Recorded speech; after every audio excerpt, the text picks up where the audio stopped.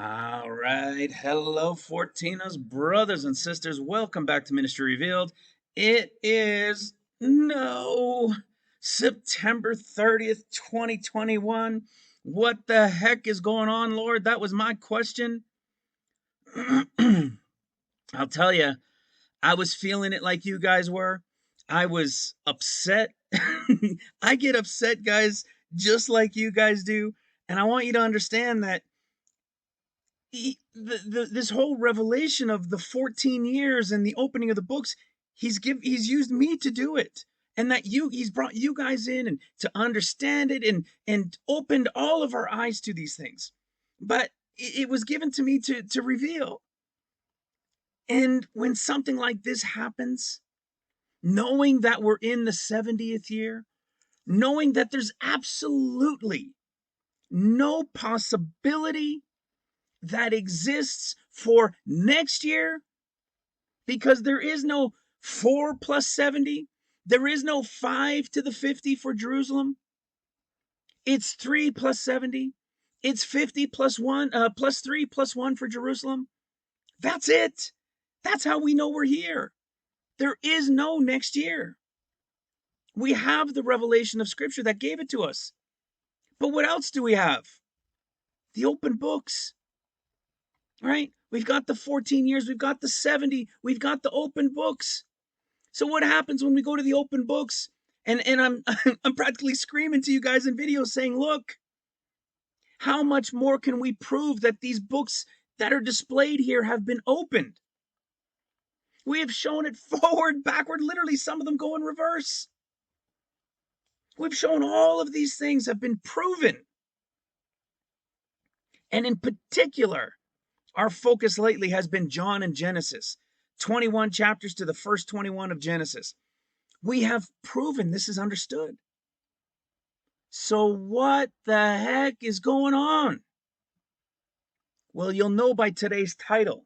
Well, I won't say you'll know by today's title, but you'll get the idea by today's title, because I believe I'll call the name of the title will be "And Then There Was One." Now, I didn't know this. I didn't have this planned yesterday. I was upset the last couple days, like so many of you were. Upset but optimistic. And what I'm going to share with you today isn't going to be exciting, but it's going to be exciting. I posted that in the forum with a comment. And for those who are wondering what's the forum, come over here, come to our website, click in the menu and join the forum. We've got, I don't know, something like 850 people in there, and we're sharing, we're supporting, we're talking scripture, we're talking events around the world, all sorts of things. All right, so come and join us there. Well, I was posting today that, I'm going to have something exciting, but not exciting at the same time. Now, I am still, with all hope and prayer, hoping that we still miss something, and maybe we're looking at, where are we today? Right here. Maybe it's still something to tonight, maybe till Sunday the 3rd, and that we won't be here by the 4th. But in my heart, in the truth of what I've understood, in these revelations that the Lord has given, these open books and the Gospels and the 14 years and everything that's been revealed, I hold out hope, but I no longer expect that it's going to be there. And I know the first thing people are going to say, they're going to say, but what about all these people? What about all these other channels and vision here, and or a dream here, or the Lord told me this, or the Lord told me that?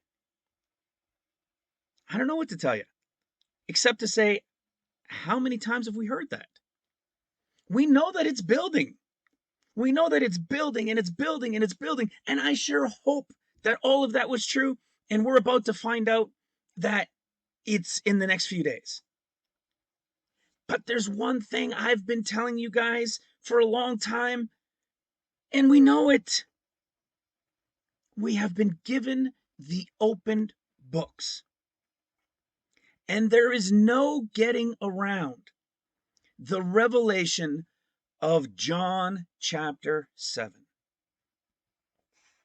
John chapter 7 has purposely told us in the 7th chapter of John, towards the end of the 7 first years that we talk about. For those that are wondering, we're talking about these 7 first, what we call easy years, or where Jacob worked for expecting Rachel, but worked and got Leah. And he says they flew by because he was so in love. This is the tail end. We're somewhere in here. And we know it for a fact. But there's one thing that we recently forgot. Oh, we've talked about it before. Many others have talked about it before over the years. But there's also been a debate about it for a long time. And a lot of people have stopped doing something, including me and my family, for a long time because of what it was a representation of. But the answer to John chapter 7, in what we've been trying to understand, is that there were always 2 options. And you say, well, what do I mean? What do you mean there were always 2 options? You'll see what I'm talking about in a moment. I'm not going to give it all away yet. I want you guys to see the revelation of what has taken place. I want you to understand what it means that there were 2 options and now one is passed. So if the Feast of Tabernacles has truly passed, then maybe there was something else going on here. You see, we've talked about these things before, right? We've mentioned how when we go and we look up the feasts of the Lord and we read this, he says very clearly, now concerning the feasts of the Lord, which you shall proclaim to be holy convocations, even these are my feasts.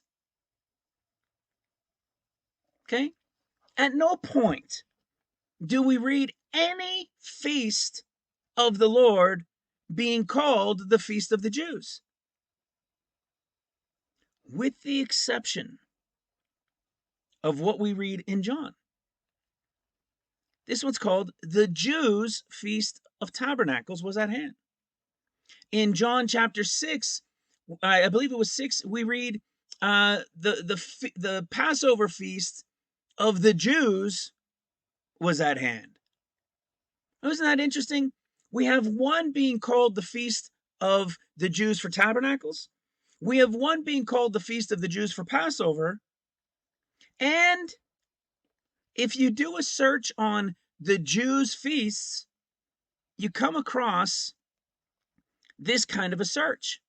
So I put the Jews' feast in a Blue Letter Bible search. And of course, the most directly to those words being used is John chapter 7. But you see, when we come down here, John chapter 5, there was a feast of the Jews, but we don't know which one. But in chapter 6 of John, we do. It says the Passover, a feast of the Jews was nigh. At no other time in Scripture, in New Testament or Old Testament, do we read that any of these feasts are referred to as the Jews, as to the Jews, that it was their feast that was at hand. And you see, this is going to give you a hint, and I'm not talking that it's this one, but in Esther, we also get this same type of wording, that there was a feast that was now for the Jews. And we know in Esther that this is Purim. And if I go too far and I give you too much of this right off the bat, you're going to know what I'm talking about. So we'll get back to it in a moment. It's not Purim, by the way.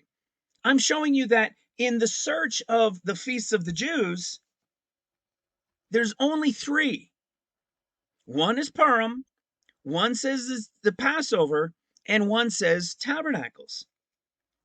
Now, if we pause on these things, we realize that what? This one is not a feast of the Lord. So this one clearly isn't at Purim. So why is this one to the Jews and why is the Passover one to the Jews? Both of those are feasts of the Lord. But is there a clue in them? And does Esther's actually also help us? It does. Not because it's the Purim one, but because Purim is a feast that was added because of an event. It was added as a feast of the Jews. So it's not the Lord's feasts. Well, the same thing goes with this Passover. Why does only John chapter 6 say that it was the Passover, a feast of the Jews was nigh? Do you realize that there was also a Passover that was added for the Jews? Right? Remember, they went to him. If they were too far away and they were blood covered and they couldn't make it, then they had 1 month to get there. And it's called what? Second Passover. Do they observe for a second Passover every year? No, it was something that was added. You see, they generally observe the feasts of the Lord, and then they do these other things as well to a lesser degree. So if the Feast of Purim isn't the Lord's feast, but it was one for the Jews, and Passover, as in second Passover, was something added for the Jews, it also would be called a feast for the Jews. So then that now leaves us with tabernacles. And now, having said that and given you that little bit of insight, I'm sure you're understanding where we're going. Because what we come to find out about 160, 70 years before Christ showed up, there was also another celebration, another observation that was added that was for the Jews. But you'd say, well, why would it be called tabernacles? It was. It was. And I'm going to show you why this revelation is so important. Right off the bat, again, I am holding out hope that we still have, maybe tonight, maybe by the end of the weekend. But the reason this title of this video was called "And Then There Was One" was because there were always two options, but we forgot about the other one. Do you know the feast that was added? Do you know the feast that was added as a feast of tabernacles, which was done for the Jews? I'm sure you guys do. Right? Some of you are still scratching your head. Don't worry, we'll get there. But you see, this is why it's so important. What we were missing was the difference. I mean, these are all the Lord's feasts. And we've spoken about this before. So what ended up happening is people are saying, well, if we go one more month, or the calendars are off by 2 weeks, or the calendar's off by a month, we still have an issue. Because where's John chapter 7 going to show up? They're not going to be observing the Feast of Tabernacles in the second half of October. You see what I'm saying? You guys here in this ministry have understood these things now for a long time. The books are given to us in order. The books of John and all these books have opened to us. We know that John chapter 7 is specifically speaking for us, for the bride of Christ. We know it unequivocally. So we kind of get twisted up when we're listening to others. We kind of get twisted because we're just seeking and searching to say, oh, maybe 2 weeks, maybe a month. Oh, what is it? The truth is, there was always a second Tabernacles. And it replaced the first one temporarily when this event happened. Which is why it's called the Jews' Feast of Tabernacles. And you see, in the past, whether it was a year ago, 2 years ago, 3 years ago, when we were looking at these things, we didn't know John as well as we do now. We didn't know the events surrounding these things as well as we do now. Do you realize when reading about the Feast of Tabernacles, the Jews' Feast of Tabernacles, here in John chapter 7, do you know there's not a single booth? What? Yeah, nobody went to a booth. Nobody went to any type of tabernacle. There's no mention of it anywhere. And at the end, they all went to their own house. Do you know why? Because it's not the Feast of Tabernacles as we know it. It's not the Lord's Feast of Tabernacles.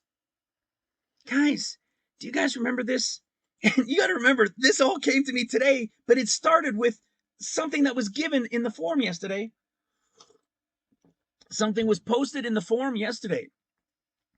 And it's what ignited all of this. And there were a couple brothers that said, oh, I smell a video coming on. But when that was posted, man, I wasn't feeling no video. I wasn't happy at all. Like I said, the Lord is revealing all these things through this ministry. And all of a sudden, this thing falls flat that we knew. It said, look, it says Feast of Tabernacles, for crying out loud. Until this clip or this short video by Perry Stone that we'll get to in a moment showed us a piece of wording that was not in our Bibles, but when he said the words and where it was to this ministry, we knew exactly what it was saying. And when you'll see when we get to it, but it related to before winter. It was telling us that before craziness of winter comes, then it would be this time. So when I posted it yesterday, somebody had posted it. I thought it was amazing because of what it said, where it was, compared to Mark and Matthew, and in their discourses. And so I reposted it because that one clip was amazing. It gave us hope, knowing that tabernacles had now passed. There was hope to say, hey, it's going to be before winter. And that's all I understood. And then last night I started putting some of what I'm teaching today together. And I started doing research, but it wasn't on purpose. It just had to do with this winter thing. And then all of a sudden I said, forget this. There's no way. And I deleted it all. So I was just like, nope, I'm not having anything to it. I know our brother Mike in a dream, he said the end of September. I know tabernacles, maybe we're missing something by a couple days. I know the other girl, the Lord said September 28th, but that was back in 5 years ago. And the grandmother, 94 years old, and all these things. I'm like, nope, I'm not having anything to do with it. It's going to be this time. And then this morning, I start working on these things. My wife, man, there's no way, brothers and sisters. I know so many of you are struggling with spouses or family and friends that are on you, whether it's Ministry Revealed or just saying, "What are you watching for? You're so crazy." We know that they're just blinded. They can't see yet. And I know that it's difficult for some of you with spouses, and I feel you in the sense that I feel your hearts, but I am so blessed with the wife, with my wife that the Lord gave me, because without her, I promise you, there is no way I could have ever done this for the last 4 years, and all of the revelation that came to be, and all of my screaming in the house, just freaking out with everything that's been revealed. I mean, I've said it before, guys, if you were in my house, the first year or so, even though it's continued, but really intense in the first year, when all of this, I would just read something and boom, it made sense, and boom, it made sense, and everything started opening. I'm like, what the heck is going on? I was freaking out. But my wife was always like, wow, that's incredible. And she was starting to understand. Now she understands it perfectly well. But she's always been supportive, and I'm so grateful for it. She knows it too. My kids as well. I mean, it's so awesome. It's so awesome. So, last night, yesterday at some point, she had said, she had made it was a on purpose kind of snarky little comment.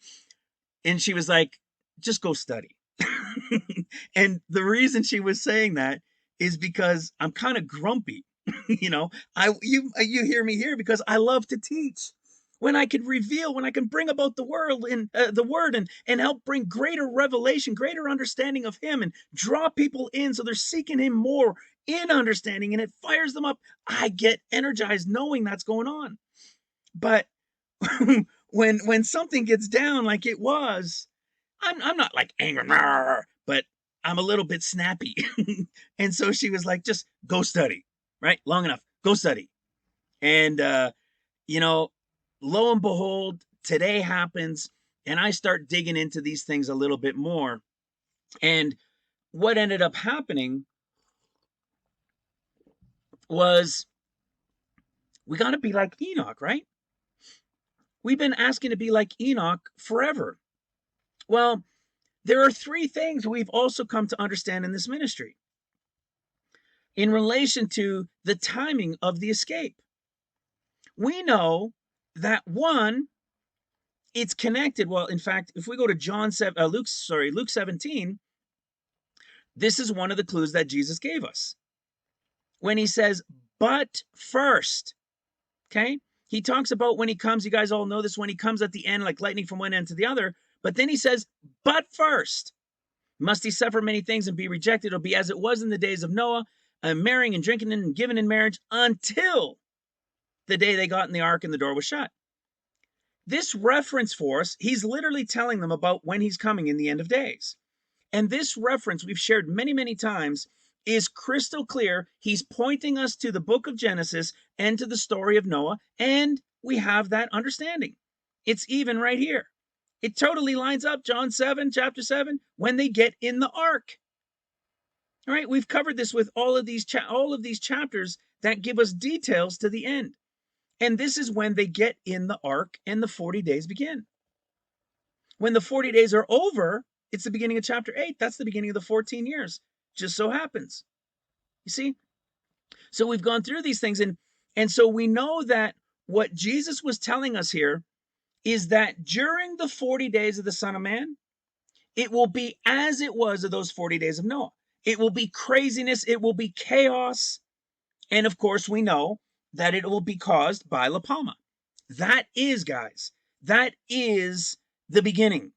La Palma is going to break off, but I am going to show you more about that, not specifically about the island and so forth, but the timing of when that's going to happen.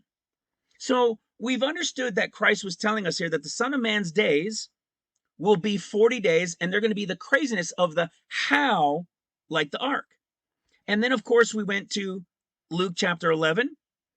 We know who the Gospels are speaking to, and that was a huge revelation that we have, right? It was the first one for the ministry. And we know that he said, what? So we've got how is in the 40 days. We've got the what he's going to be doing, and he's going to be as Jonah was. And what was Jonah? Jonah was the sign himself, meaning Christ is going to be the sign for 40 days to the world. He's going to be doing as Jonah did, which is what? Warning them of what's about to begin. So you have the bride escapes. It'll be the craziness of the 40 days as it was in the days of Noah. You're going to have the Son of Man here as Jonah was, being the warning for those 40 days. And then we know that in Luke chapter 2, the revelation was that in Luke being in order, Luke 1, 2, 3, 4 is talking about the escape of the bride, his 40 days of the Son of Man, the return at the end of seals, and his return at the end of the sixth seal, and his return at the end of the sixth trumpet. We understood, we've talked about that, we've done videos on that.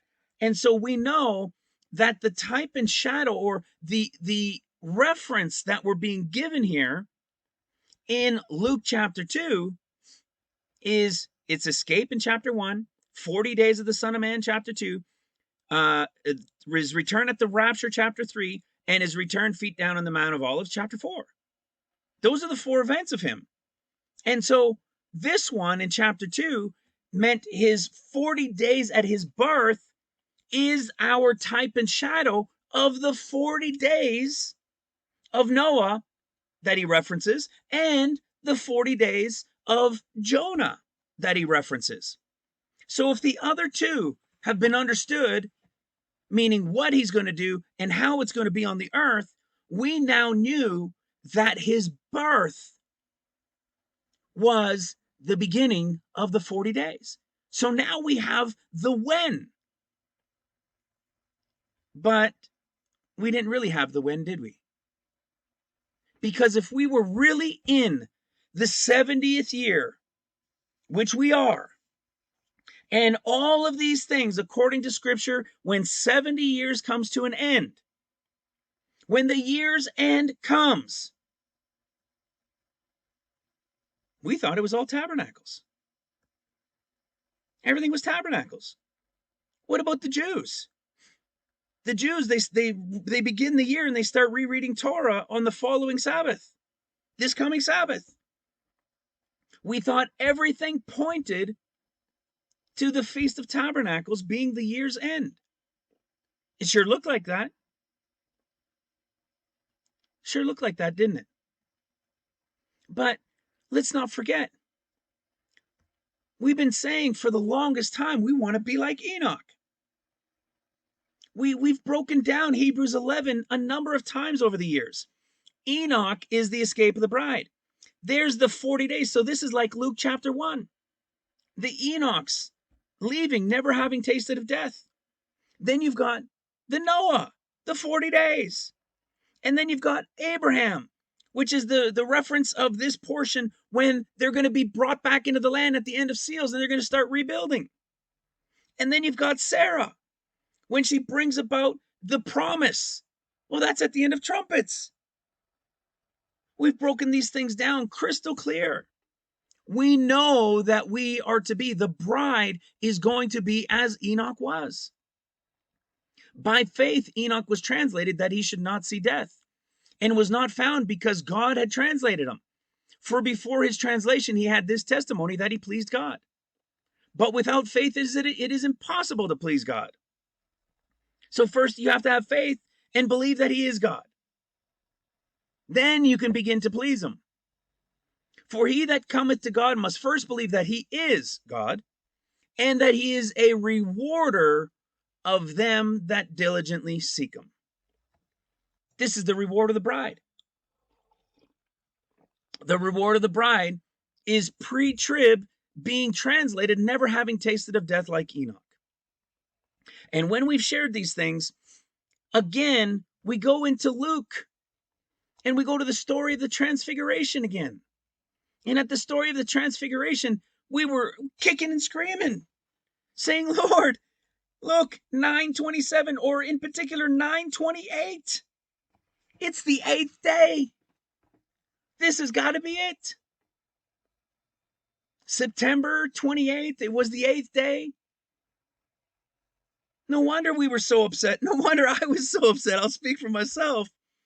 We're freaking out. How could this be? But that's because we still forgot that there had always been two options. This is all true, brothers and sisters. The transfiguration story of Luke, Mark, and Matthew, the Luke one is for the escape.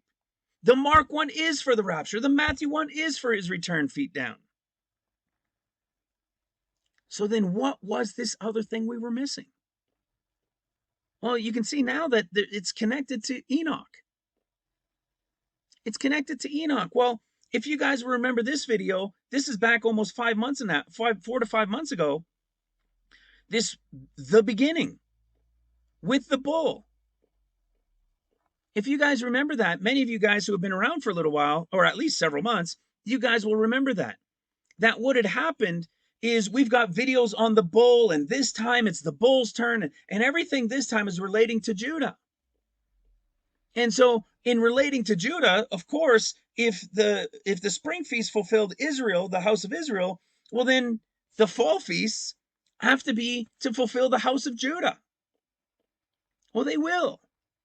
However, we went a step further and thought, well, because of the counts of Israel, the house of Israel to the house of Judah, well, because it's got to be the house of Judah time, We must be going at the time of the fall feasts.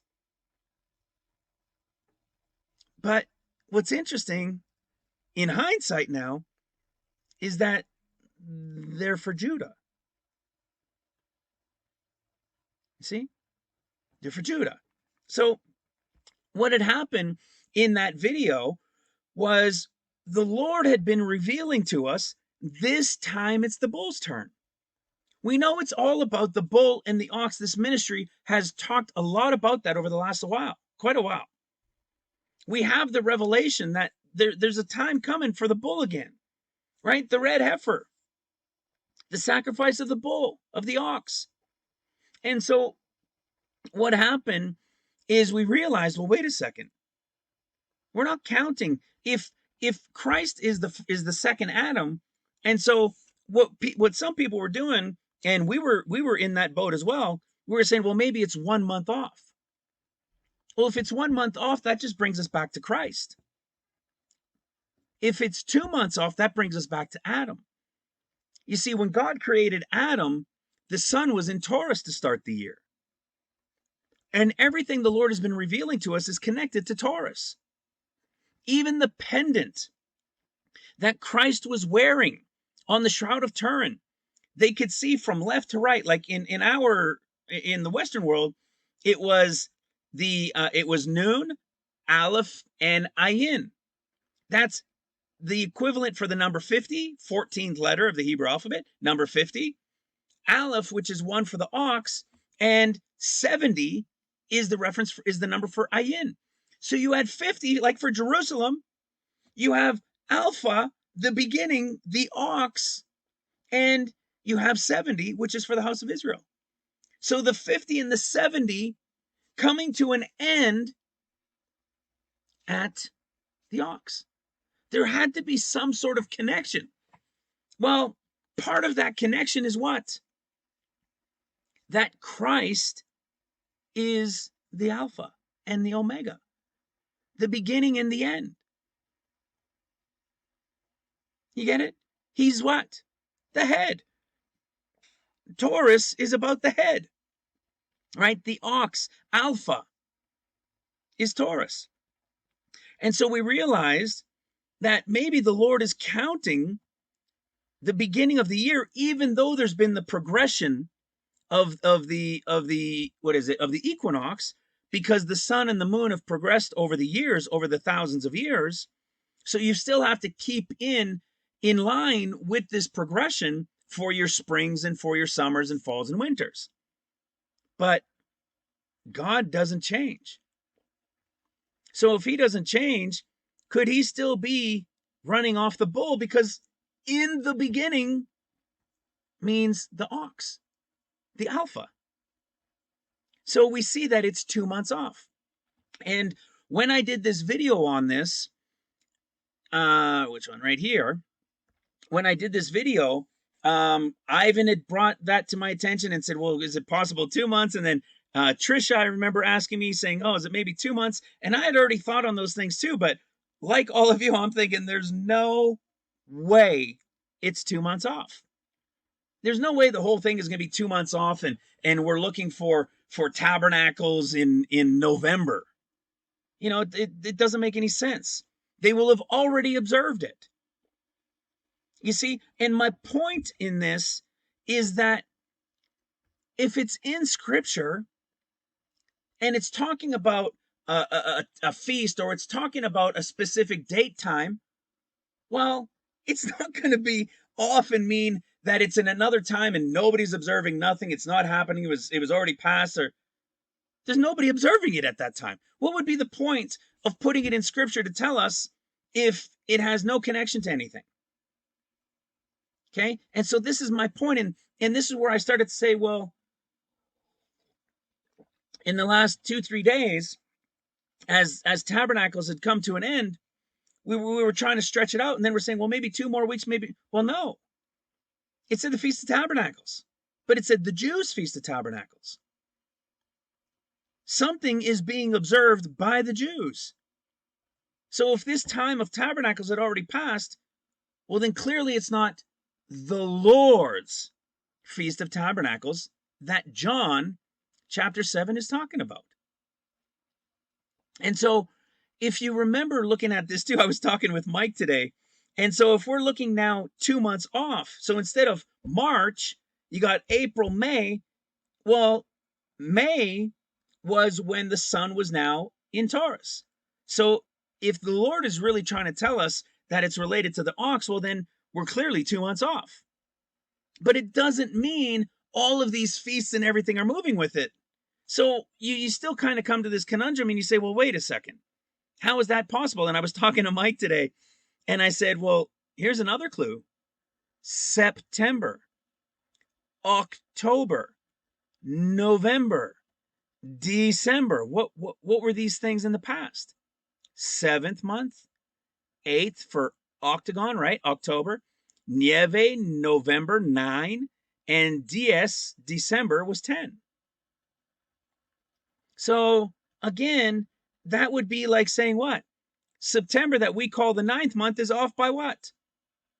2 months. So here again, there's this 2 months off, and the Lord is telling us that it was 2 months difference. He's led us to the ox the whole time. But we clearly don't want to accept it. Of course I didn't want to accept it because of what John chapter 7 was telling us. And then last night, I get this video posted in the forum, and I reshared it for everybody to see. And I'm going to share it with you now to show you this one little piece of difference, this one little piece of wording that I said, oh, thank you, Lord. And I just temporarily, it was a temporary relief because I knew that it meant it was going to be before winter. Okay, listen to this. I want to thank you for joining me on a little YouTube mini video here. I've called this Beware of the Winter. I want to share something with you that most of you probably are not familiar with. And to explain this, I need to go into about a minute or two teaching of biblical translations. The Bible was originally written in the Koine Greek language. Jerome went to Bethlehem, and I believe this was somewhere around the 4th century, and he began to translate the Bible from the Hebrew and the Greek, of course the Old Testament was written in Hebrew, into the Latin language, and he did that for the Catholic Church. When the King James translators translated the Bible, they basically used the Western documents of the church in order to translate the Bible into the English language. There was another translation which was known among what we call the Eastern branch of the church. Now, the Western branch of the early church, and I say the early church, we're going back now into very early times. The Western branch was considered Catholic, and that word means universal, the universal church. And the Eastern branch was the Orthodox church, for example, the Greek Orthodox church. And so there's a difference, as there was a split many years later in the Roman church between the Orthodox and, of course, between the Catholic church. And I won't get into all that because that's irrelevant to the study. Many years ago, the Eastern branch of the church had a translation of the Bible, which is in the Aramaic language. We have some friends in Bethlehem, the Nissan brothers, who are from the Syrian Aramaic church, and therefore their Bibles are translated they're actually in the original Syriac Aramaic, and they always remind you that that was the language that the Lord spoke, which it was back in the areas of the Galilee. Well, there was a man by the name of George Lamsa that translated the Bible, and it happens to be called the Lamsa translation, just like when King James took the scholars and began to translate the English Bible. It's called the King James translation. There's something very unusual that appears in the Lamsa translation, which is in the Greek, or what we would say the Greek Orthodox branch of the church, or the Orthodox branch is a better way of saying it, that George Lamsa translated out of Luke 21, 10 through 11. Now, you can read the translation from the King James translation and you see what it is, but when you take the Lamsa translation from the Eastern branch of the church, from the Aramaic translation, there is another phrase that is attributed to Jesus that is very interesting, that relates to the time that we're now in. Now, I'm going to read to you Luke 21, 10 through 11 from the Lamsa translation. And when you... All right. I don't need him to read it. I'm going to read it for you. All right. So you guys heard that. There was another little piece found or that was originally in Luke chapter 21, not in Mark's discourse, not in Matthew's discourse, only in Luke's. And this ministry, we know the discourses. We have the revelation of the discourses. For those that don't know what I'm talking about, come and watch the last hour of this video from about 2 hours and 2 minutes to the end, and you will see that portion of understanding the discourses. Or you really want to get it? Come over here and watch the discourses revealed. It'll blow your mind when you understand it. For those that are brand new, you're going to want to come to this playlist because you're going to say, what on earth are they talking about? Because you need to first understand who the Gospels are speaking to. It's now been revealed who Matthew, Mark, and Luke are specifically speaking to and directly relating to in the end of days. And in the end, it's reverse. It's going to be Luke, Mark, and Matthew. This video will begin to give you that understanding. The second video is the 14 years. You'll understand because of what's been missed and because we've all been taught from Matthew, you'll understand that we've missed one set of 7 years. And that first 7 years is seals. That is for the sleeping church because there are 3 groups of people: Luke, Mark, Matthew, bride, sleeping church, Judah. Okay, this is what's going on. The bride goes pre-trib. The sleeping church is the great multitude that goes in the great multitude rapture. And then Matthew, Judah, is when he returns feet down on the Mount of Olives. You'll begin to understand this in the third video, which will show you what called the differences and the truth. And then you can come down here and you can see that pre, mid, and post are all true. So all of these things have been revealed, and we understand in this ministry. We understand who these discourses are speaking to. So the fact that he's saying in Luke chapter 21 that there's a specific piece of wording that wasn't translated, where it is to us in this ministry is extremely, extremely telling. Let me show you. In Luke 21 verse 10, only in Luke do you see his words written in black. And when he says this, then said he unto them, what he's referring to, it's as if John was listening to, I mean, it's as if Luke was listening, for example, to things being said to Mark and Matthew. Okay, he said unto them. Okay, he didn't say it unto Luke, he said this part unto them. Okay, so he's saying nation shall rise against nation, and kingdom against kingdom, and great earthquakes shall be in diverse places, and famines, and pestilences, and fearful sights, and great signs shall there be from heaven. But we know this is speaking to Mark's group forward, Mark and Matthew. This is why in in Mark's discourse, it starts right off not with these words saying unto them, but it goes right into nation shall rise against nation. And so when you go to the seals, we see that there's the white horse rider, and then there's the red horse rider. Well, it's the red horse rider that is the official beginning of the 14 years of tribulation. That is when the sword is given and they go to kill each other, nation against nation, kingdom against kingdom, people against people, neighbor against neighbor. So we've shared that the white horse rider is the 40 days of the Son of Man, and that this white horse rider is going to be La Palma, the palm branch breaking off and causing a tsunami, because the word tsunami means white horse. It doesn't mean Jesus, the Son of Man, is the tsunami. It means he's riding the tsunami. He is the one coming. That is the sign. That is his coming and the beginning of the 40 days. The bride, as soon as that breaks and it begins, the bride is gone. That's how it's going to work. Oh, maybe it'll get to the shores on the east coast of the Americas, but before any damage, the bride is gone. Okay, so what we then see is we know that in Luke chapter verse 12, we then have this great wording that we've come to understand when he says, but before all these. So before the tribulation of the red horse rider starts, this is going to take place. But before all these, it doesn't say this over in Mark. It doesn't say this over in Matthew. This is the same kind of wording that we just saw over in Luke 17 when he said, but first must I suffer many things and be persecuted, and as it was in the days of Noah. So he's saying his 40 days will be the craziness like Noah, hence a big flood from the tsunami, but not the whole world. So you can have that craziness like the days of Noah for 40 days. He's going to be here as the warning, declaring to, as Jonah did, and the timing will be connected to his birthday. Hence Luke chapter 2's connection.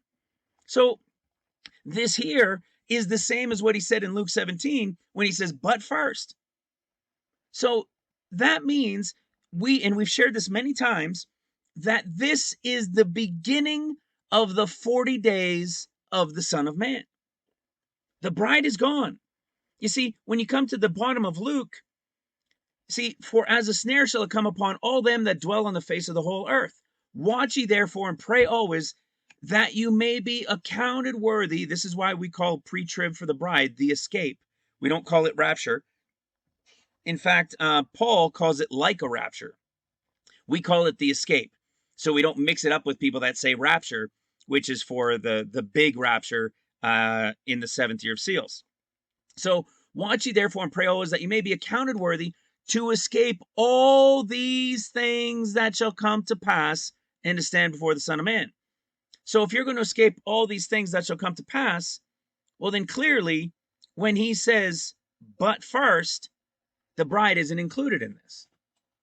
Okay, that's why when we go to the story of the ark, you see that the door was shut, the family, the 8 of them are in, boom, the door, the Lord God shuts the door, and then the 40 days begin. That's the representation of the bride being in safety. And then the 40 days beginning, and then it'll be the tribulation of the 14 years. So what's really interesting is at the end of verse 11 is what Perry Stone was talking about, that the original wording had another phrase that went right in here at the end of this portion with heaven. So you can understand why it really caught my attention, because it's right before, but before all these. So that wording could be very telling for us. And what was that wording? Let me show you. Here it is right here. The George Lamsa translation from the original, right? We're talking from the Aramaic, the words that Jesus spoke. This is Luke chapter 21. Here it is, verse 10. For nation shall rise against nation, kingdom against kingdom. Verse 11. And there shall be great earthquakes in different places, and famines and plagues, and there will be alarming sights, and great signs will appear in heaven, from heaven. Okay, this is what we were just talking about. Then it says, check this out. Where'd it go? Then it says, and the winters will be severe. Now, when I saw this last night, I was tempered excitement, because this to me was telling us that we will not see winter. Depending where you live, guess what? Sometimes snow falls a little early, right? You're going to see what I'm getting at by saying that. But not winter, and not this severity of winter. So if you were to watch that video that Perry Stone is saying, in what Perry Stone is saying, I'm going to delete it now. I got a lot of things opened. So if you were to listen to what he's saying, oh, back from the 1990s and Al Gore and all this global warming, it's the time we're in. No, it's not. How many people realize that Luke's discourse is not something we're in? The tribulation has not begun yet. When you understand scripture, it's crystal clear.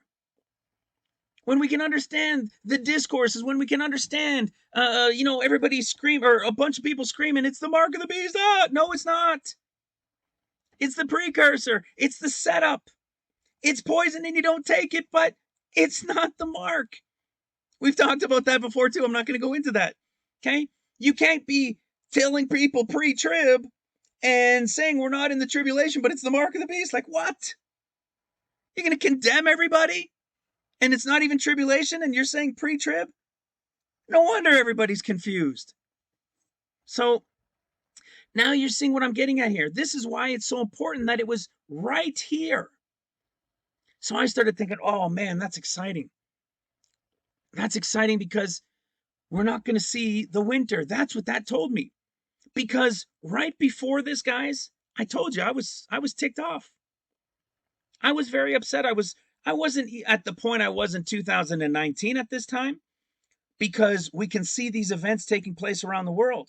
We can see the things going on in La Palma. We know that there was literal vision of this back almost 10 years ago, like a crystal clear vision. And so, and so many people's dreams and visions of tsunamis and so forth. So it's not like we have to be as bummed or as down as we may have been in the past, because now we can see these things that are taking place around the world, and the needle and everything else that's going on. So we're well aware, and we never really get so bummed anymore. But we have this momentary being bummed because we know that we're here. We just so badly want to go and be with them. But what could we be missing? Oh, look at that, 14-time Builder of the Year. Thank you. So what is it that we could be missing? How could it not have been the Feast of Tabernacles, equaling the year's end and all of these things? And at that moment, within like an hour, I see this post in the forum and realize we're still in this. We're still in this. We're not a year down the road. We're not next year or any craziness like that, because we've understood the 70. So there's got to be something to before winter. Maybe in certain parts of the world it might be snow, but it's not officially winter. And so this is what caused me to dig, because of this one piece of wording. Because it goes right here. So when you go and look at Mark and you look at Matthew, the wording is in a completely different place and it's worded differently. You see, nation against nation, these are the beginnings of sorrows. There was no talk about snow or winter or anything like that. It was only for Luke at that portion. Where do we see winter being spoken about with Mark's group? Not till down here. Why? What is this talking about? It's to pray that your flight won't be in winter at the time of the mark of the beast. You see, this isn't for about 2.5, 2 and a bit, maybe a little under 2.5, maybe a little over 2.5, but to pray that it's not going to be in winter. It's not connected to the same place or the same conversation as it is over in Luke 21. And for those of us in this ministry that have understood these discourses incredibly well, to be able to show pre, mid, post, and the whole thing within them, that's why Luke's began to bring about a lot of interest in this wording about winter. Okay, I'm going to close it too. There's so many ads, it's going to slow everything down. So when this happened, I started thinking about Dana Coverstone's vision again. We already know that here in this ministry that the Lord had given us the whole story of the ox in the beginning and everything I was saying earlier. So we knew that there was something more coming from this. So then I thought, you know what? Let's go listen to Dana Coverstone's initial vision again and see what more we take from it. Listen to this. Part two. And I saw June go up. I saw July, I saw August, and then I saw September. And I saw the finger underneath the word September, and like emphasizing it, and tapped it 3 times. Okay. Interesting, isn't it? Because the finger goes under September. And now you got to remember, obviously we know that he thought it was 2020. but we're really in 2021. What's funny about that is the world in many events has still been telling us we're in 2020. The Olympics were still saying 2020. There was the major tennis or soccer game was telling us it was 2020. And what was on the TV? I keep the TV on the background, some sort of sporting event when I'm doing my studies. And they had the Ryder Cup. And they said it was 2020 Ryder Cup. So all these things are still telling us 2020, even though we're in the quote unquote year 2021. Okay. So he was thinking he was seeing 2020, but the truth was the mystery, part of that mystery was that it was 2021 because we're still in it. All right. So now here's the thing. He saw emphasis on September underlined 3 times and tapped 1, 2, 3 times. Well, what's happened in September that was so notable? La Palma. La Palma. It's still on news outlets in many places around the world. They still spoke about it a couple days ago, actually yesterday, here in Calgary. So, I mean, this is just yesterday. So it's still on news outlets. There's still people watching it. It just reached the ocean yesterday. So there's still many things taking place with it, and it seems to settle, and then all of a sudden, boom, it roars back, and it's even worse. So what happened? Well, his was a prophetic dream about the beginning of the end. And what did we have? A major event that those in prophecy and those that have seen these visions and these dreams and all these things are watching because of La Palma. Do you know, you can do a search on this. I didn't keep it up because there were so many ads on it. And it was that the scientists believe that La Palma can continue to erupt between 24 and 84 days. And I thought, well, let me add from the 19th when it began of September, and let me add 84 days and see where it gets to. And nothing was there. And I thought, well, you know what? 70 is a big deal for us, right? 70 is a very important number for us because we're looking for what? The time of the end of 70 and all these things, right? So we're trying to understand where is this all going to count from? And when you add 70, you get to a very specific date. You get to November 28th.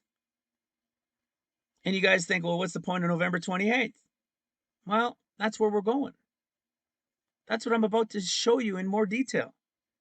November 28th. And you're thinking, no, not 2 more months. No. Believe me, I felt the same. I was almost afraid to tell my wife. I was afraid. I mean, I was talking with Mike today and I'm explaining it all to him because it had just happened late this morning into early afternoon. And then Mike calls and I'm saying, dude, and he's like, I just don't know. And I know I don't want to accept it either. But here's the thing. You don't have to accept it. Isn't it better to know that if this weekend comes and goes, and then people are saying the 8th or the 10th or whatever else, or it's off by a month and all of these things, isn't it good to know for your spirit? Isn't it good to know for the settling of your heart that you still have this other time that's still a little further out, that can be explained, that can be given understanding to? Now, we may experience some real tough things between now and then. There may be many that'll experience job loss, that are maybe hanging on by a thread. All I can say is keep seeking the Lord. Keep seeking the Lord. He will supply your needs. He knows where we're at. He knows what time we're in. And those who love him and those who are diligently seeking him, like Enoch's, he'll take care of you. He'll take care of you. It's okay to ask. You got family, you got friends, you got brothers and sisters. Okay? But the greatest portion of this, for the reason of this, is one, because I'm going to show you that I believe it's absolutely true. because there were only two options. And now only one remains. And for this one that remains, it must be part of the equation. There must be something going on at that time, or it would mean nothing. And it has to relate to the birth of Christ. It has to relate to then the 40-day beginning. It has to relate to the an 8th day. It has to relate to then 40 days of Noah.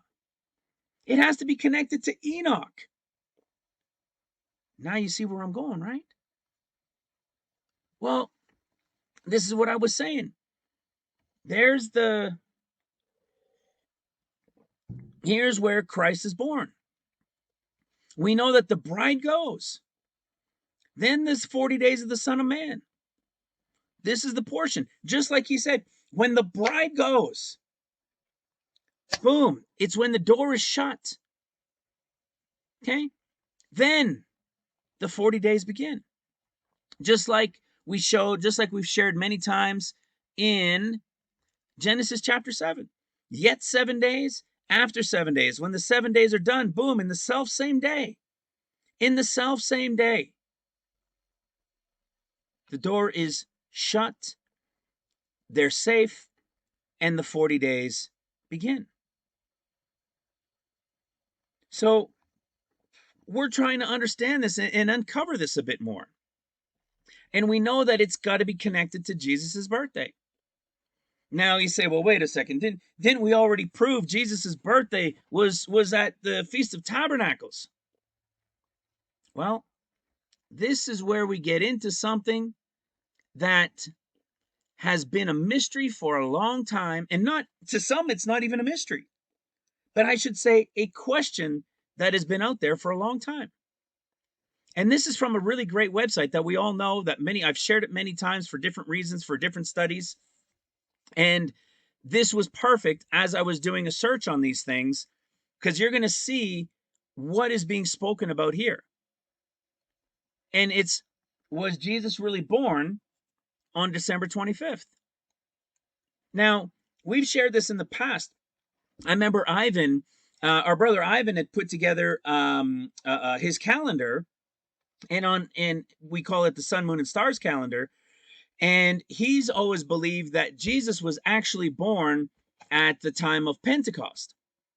Now, back then, we were saying, well, if Jesus was born at Pentecost, we're talking like a couple years ago, that if Jesus was born at Pentecost, then John was born at Hanukkah. And then we came to realize, well, no, it doesn't line up that Christ was born at Pentecost, because there's no connection to an 8th day. I mean, we are biblically given and spoken about an 8th day for a reason. And this is why, for myself, one of the biggest reasons I was so adamant about tabernacles was because it's the most fitting. It's got an 8th day. It has what's the other one? It has the 8th day. It has when Christ, in John chapter 1, Christ came and tabernacled among us. Right? So it had these things that were definitely in connection with it. And that meant that that John would have been conceived at about the time of Pentecost, give or take, not exactly, but about that time afterwards. And then he would have been born at Passover time. And for Christ would have been conceived, we realized, or we believed, at Hanukkah, and he was born at Tabernacles because there was 6 months in between them. So you got one at about Passover, you got one at about Tabernacles, and of course you have the 8th day for Christ at Tabernacles. And when you come and read this study, just like us, this brother believes, John, there it is, John, he believes, I'm not going to say John, I'll just say this brother because it'll confuse us with the book of John. But this brother believes, like the majority of us do, that, or I should say did, because it seemed to line up and make the most sense with the Lord's feasts and everything else. Okay? It seemed to make sense. But what you're about to find out is that there was always two options. And for what, 1800, 1900 years, it was always believed it's the one that's remaining. It was just recently, I don't know how many decades or 100, 200 years at most, but probably not even that long, has it been come to people's thoughts that maybe it was tabernacles. Guys, there are only 2 8-day events in all of Scripture. One of them is the Lord's Feast of Tabernacles. That's not what John said. John chapter 7 said it was the Jews' Feast of Tabernacles that was at hand. What on earth, as we started out this video, what on earth could be the Jews' Feast of Tabernacles? You got it. It's Hanukkah, brothers and sisters. The Feast of Dedication. You see, the Festival of Lights.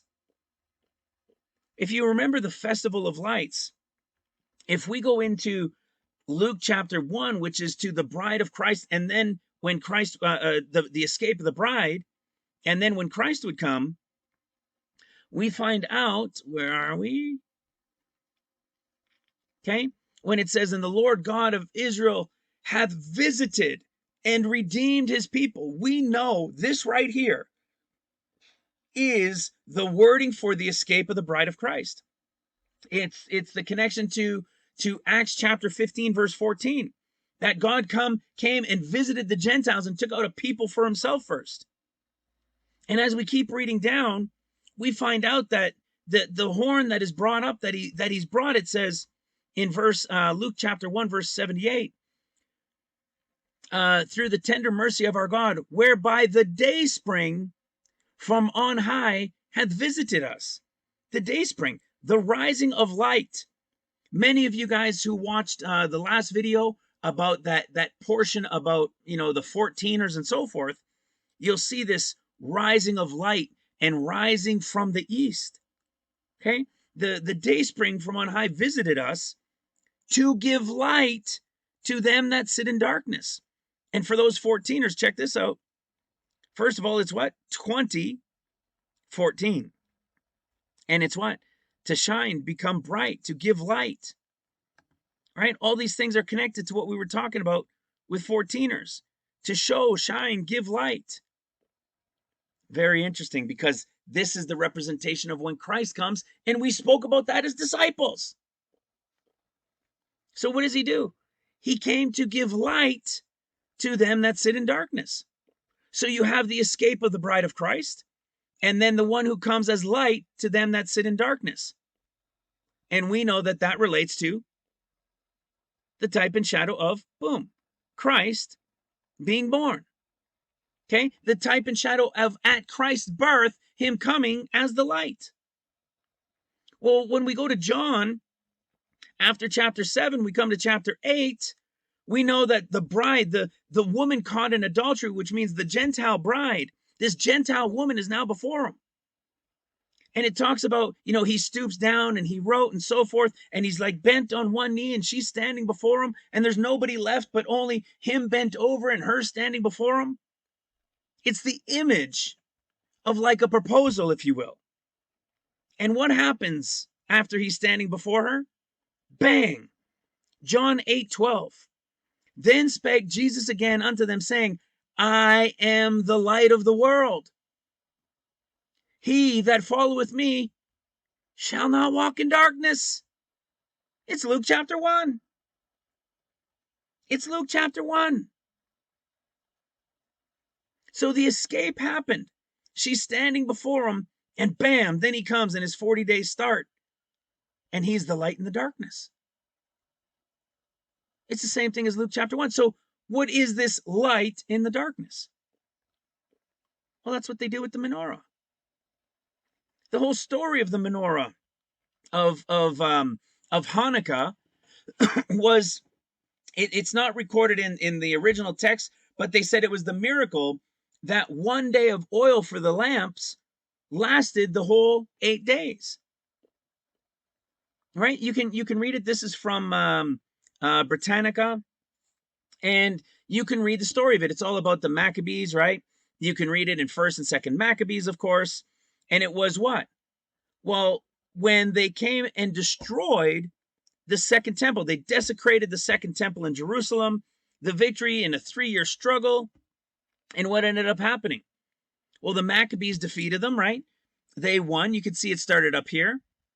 Hanukkah commemorates the Maccabean victories over the forces of the Seleucid king of Epiphanes, reigned from 175 to 164 BCE, and the rededication of the temple on Kislev 25, led by Matthias, that of the Maccabees, who died in 161 BC.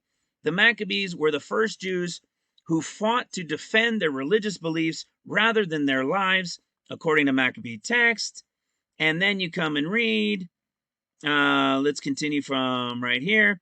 After it was purified, an altar was installed and dedicated on Kislev 25. Judas then proclaimed that the dedication of the restored temple should be celebrated every year for 8 days, beginning on that date. In 2nd Maccabees, the celebration is compared to the festival of Sukkot, or tabernacles, or the Feast of Booths, which the Jews were unable to celebrate because the invasion of Antiochus. Okay, Hanukkah therefore emerged as a celebration of the dedication, as the word itself suggests, because Hanukkah means to dedicate or dedication. But what was it a substitute for? When it began, what was it for? It was the celebration was compared to the Feast of Tabernacles. So you have what's called a Jew's Feast of Tabernacles, where none of them are in booths. Yet in the revelation of Luke 1, 2, 3, 4 that we know in order, the purpose was for what? Lighting the candles. For the candles, for bringing light into darkness. And you know what's interesting about this? One of the reasons last night when I was starting to go through this and I disregarded it all was because of what this speaks to here in specific. When you go and read the details of what this was, and you see that it was like in a 3-year struggle. Okay, do you know what this all represents when you really see it? Do you know what the understanding of this is, brothers and sisters? That when this struggle that was what, about 3 years, meaning could it be like maybe a type and shadow of 2.5 that's in the 3rd year? Could this in the 3rd year where they come and desecrate the temple, but it's not completely destroyed? And then what happens? When the Jews battle and get victory to come back, they rebuild and they what? They rededicate everything. Do you follow what I'm getting at? This story is going to be a repeat in the type and shadow of the 14th year of trumpets. Just like in Zechariah 14, when the Lord returns feet down on the Mount of Olives, this destruction and things that Satan, when he was cast out, and what he did, and the destruction that they brought in the temple, and the desecrations that they did. When the Lord comes, like we read in Daniel 9 verse 27, when he comes in that final year, and they've got to cleanse everything because of the abominations that they did in it. And then you read Zechariah 14, and you see that it's the Jews that are going to be armed, and the Jews are going to fight, and they're going to destroy the enemies that came against Jerusalem. It's not only going to be Jesus or the Lord coming when he does it. It says in Zechariah 14 that the Jews are going to help. And what's really interesting about that, that'll be a future video that I'm working on, probably the next one, about now we can understand. I've got the understanding now of Joel 1, 2, and 3. And you're going to see by the revelation of the wording. I gave you a little hint in the last video that they destroy the weapons for 7 years, starting after the 6th seal. Well, 7 years is one. The 7th year of seals, that's year 1. 2, 3, 4, 5, 6, 7. So there'll be plowshares from the Lord's coming at the end of the 6th seal, or the end of the 6th year, meaning for the 7th year of seals and the 6th of trumpets. Those plowshares, those swords were hammered into plowshares. But then you got wording that says, and now the plowshares will be turned into swords. Well, it just so happens that it was 7 years that happens. And then what do you think happens now when those 7 years are over? They bring them back into swords because they're going to be fighting. Well, this is what's taking place here in this story. It's going to be another victory and then a reinstitution of everything. And this is why when we read in Matthew, we read about when he says, and you who were with me in the regeneration. That's what happened here. They rededicated everything. So isn't it fitting that when I was disregarding all this last night, and then I came back to it all of a sudden today and started to realize and say, well, wait a second. Now that I think about it a bit more, if this is the end when they're going to reinstitute and rebuild it all and build that new and have everything set up, and I started saying, well, wait a second. If that's the end, then what's the beginning? If it's 14 years, when are they going to have it all built and finish that battle and then rebuild it? And I said, oh, there you go. If it's going to start at that time, it's probably going to end around that time over a 14-year period. Right? Give or take around this time. So then I started saying, okay, we've got this connection now. We can see this, the Maccabees, and this is the reason why I'm sharing this, is because I'm sure some of you already know it, but some of you don't. And that is that this celebration was compared to the Feast of Tabernacles and became not a feast of the Lord. It was a feast of the Jews. It was a feast of the Jews. That was like the Feast of Tabernacles. You see, brothers and sisters, this is why I'm telling you, the revelation of the opened books are so important for us to understand. So important for us to understand. Because now here we are. We can now say, oh my goodness, this feast of the Jews isn't a feast of the Lord. And we've said that before. We thought maybe it had to do with the calendar. Remember that? We thought we had this feast of the Jews figured out, that it was going to be on the Hebrew calendar, and because God's calendar is off by a month or so. But then the Feast of Tabernacles came and went. And to reiterate, we know that we're in the 70th. We know there's no past 73, past 54. So something still had to give that we were missing. Because John chapter 7 is the revelation for us. Now we know there were two. Actually, we knew before, we just had to relearn it.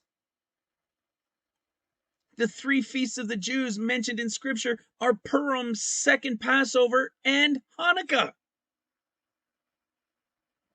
Well, guess what? There's some other things we know about Hanukkah too, isn't there? And don't worry, we're going to get to what I'm talking about with Christ's birth, because that's a very important piece. That's one of the key details along with John 7. Because it had to be like Noah, it had to be where he's going to warn like Jonah. You know, we even thought, well, maybe this warning like Jonah would be at the same time as Jonah. which is why we considered Elul. And then we thought, well, oh my goodness, well, if we go to the end of October because the calendars are off by a month, well, then guess what? We get to the gourds and the gourds were ready. That's not what the Lord was. That's not what the Lord was showing us, because we don't take every piece of the story. There are pieces within these stories that we take out, right? A little here, a little there. And so what we were taking from that story of Jonah was what he did for 40 days. That's what Christ is going to do. What we take from the Noah story is the chaos that will be on the earth during the time of the 40 days, like Jonah, while he's warning. So now the last piece, which we've known, had to be with Christ's birth.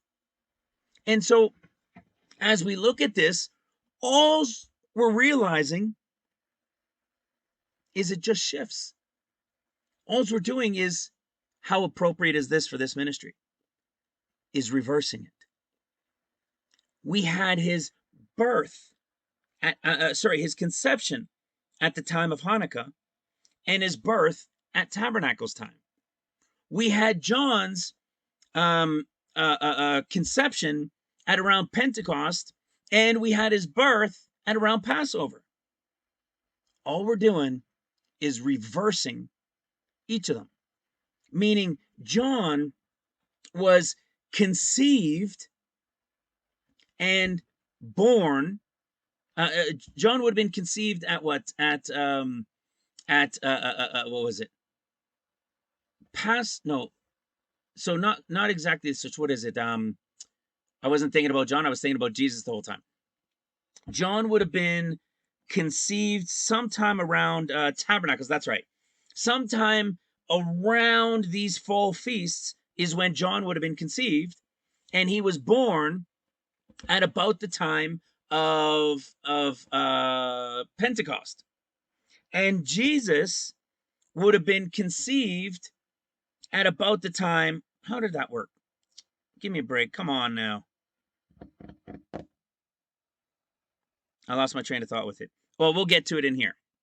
So, and you'll see as we go into the temple services here that it wasn't that Jesus was conceived there.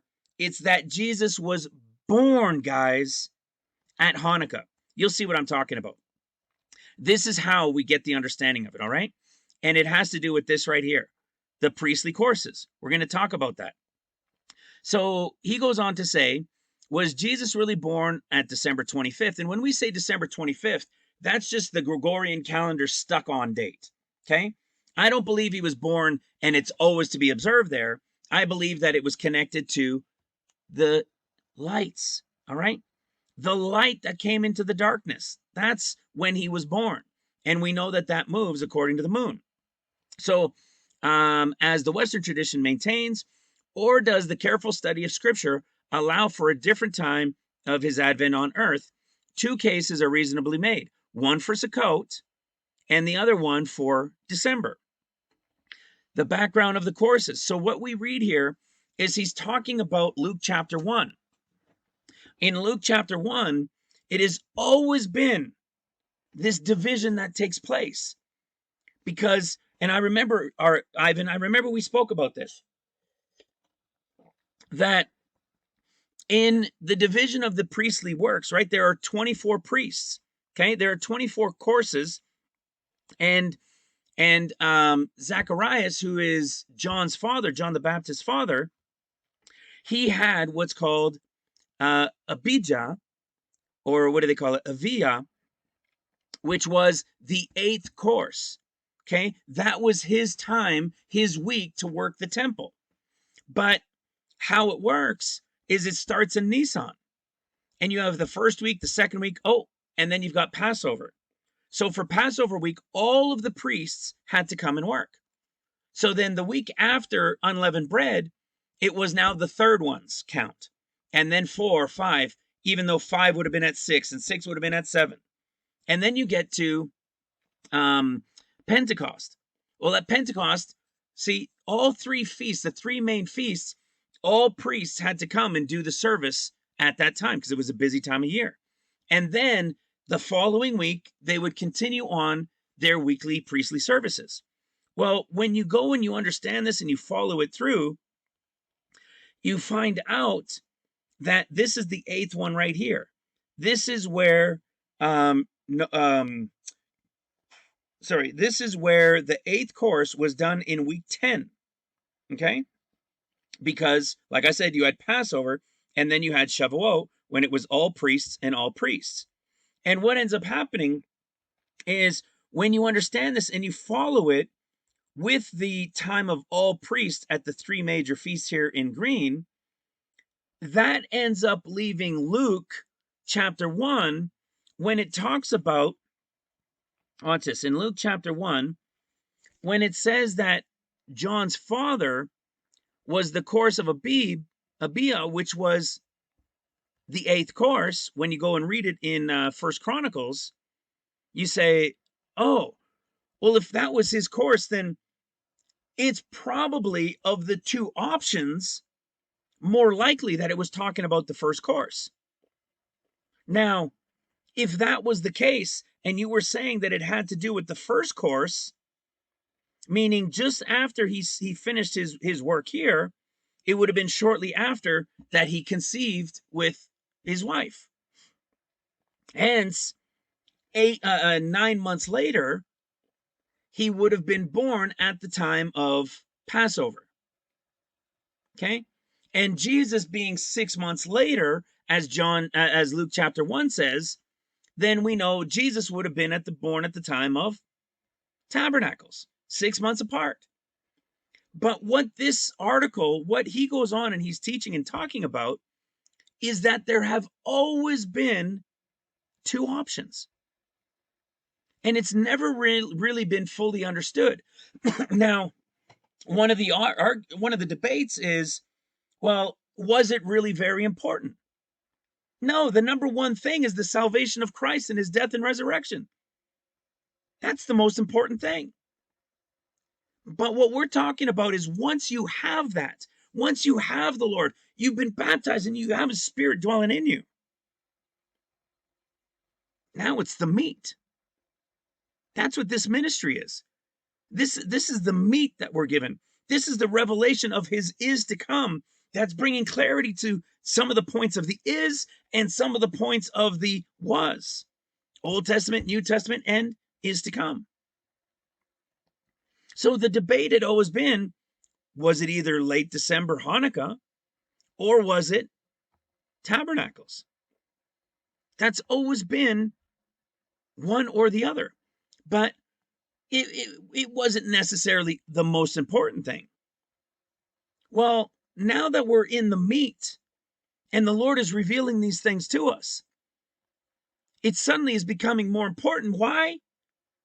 Because we have the revelation that his end of days are literally connected to the time of his birth.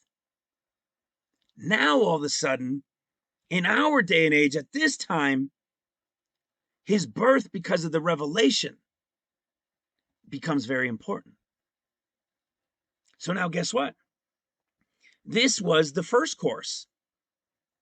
Well, if there are 24 and those were the priests and they did their courses for the first portion, well, then the second portion is when you find out he would have done his second time.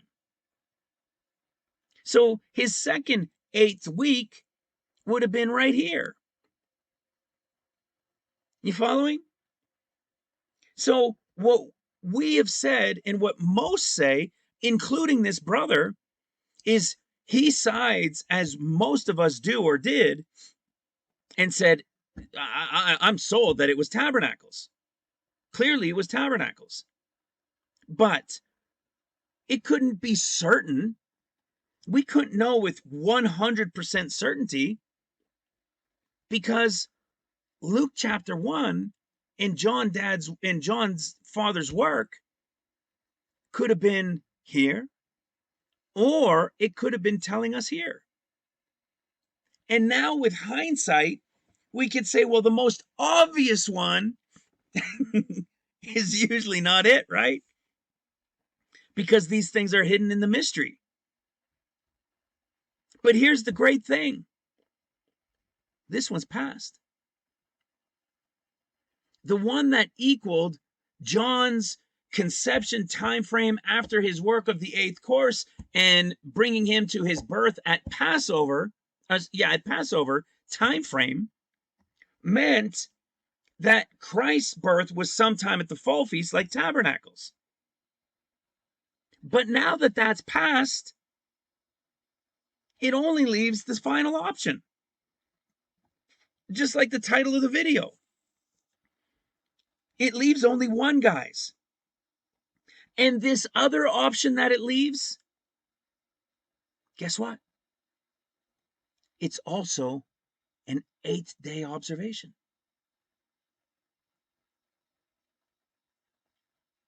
So now we're starting to see, and now we're understanding that if the one that connects to this one is past,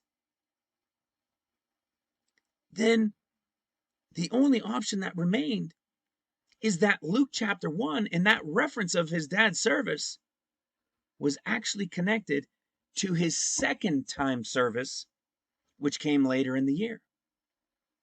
And when you realize that service, you come to find out,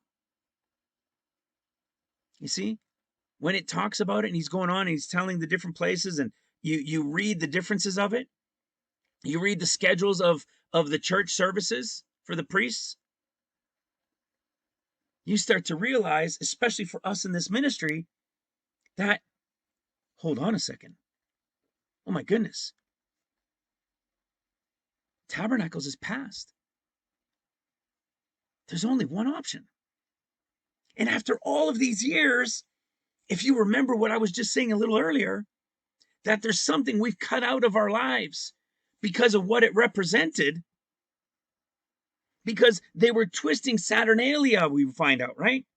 They were twisting Christmas and they had to blend it with the pagans so that they can entice more people to come in. And the Christmas tree is pagan. Yes, we get all that. It was based, and they did combine paganism. I get that. And we're not going to start celebrating Christmas. But the point was, it really was the time of his birth. After all these years of seeking it and twisting and saying, no, it had to be this. Listen to this. The argument for his birth at Tabernacles or Sukkot or booths, all right, same thing. There are several reasons to believe Yeshua was born during the fall, in particular during Sukkot. Okay, and here are some of the reasons cited. Yeshua's cousin John the Baptist was conceived in mid-Sivan, May-June, which is the time frame of Pentecost, all right? And this is talking about conceived, all right? And born 40 weeks later, so he would have been born around Passover. John's father, Zacharias, a Levite, was assigned Avia, all right? The 8th course. This is if you follow the first course, you see? This is why there's always been a debate. Since the cycle of the service plan of the first Shabbat of Nisan, both Passover and Shavuot require all priestly courses to serve, the actual time of the 8th course would have been in the 10th week of the year. This places Zacharias' service of the temple in the beginning of the second Shabbat of the month of Nisan. Of Sivan. Again, this time frame of Pentecost, all right? Or we should call it maybe even the Feast of Weeks, because we know in this ministry it was 7 times 7 plus 50 days, right? So we'll call Feast of Weeks, or what many would know as Pentecost, all right?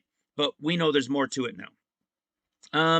And it is written that John was conceived shortly after his tour of duty, the father's tour of duty. Therefore, John the Baptist was probably conceived shortly after the 3rd one in Sivan. Therefore, John the Baptist would have been born around Passover.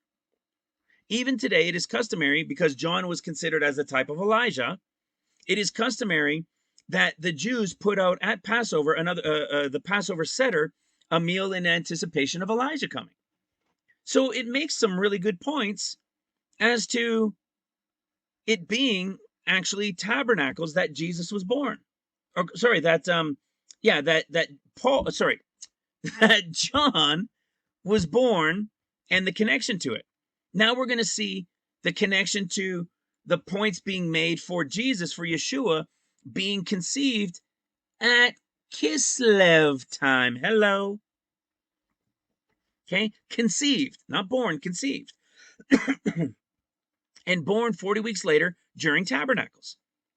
This is where we've been talking about the whole time. We anticipated it. Now the time has passed and we were all a little upset. Me, probably the most. All right. Or equally with those of you who are very disappointed by it.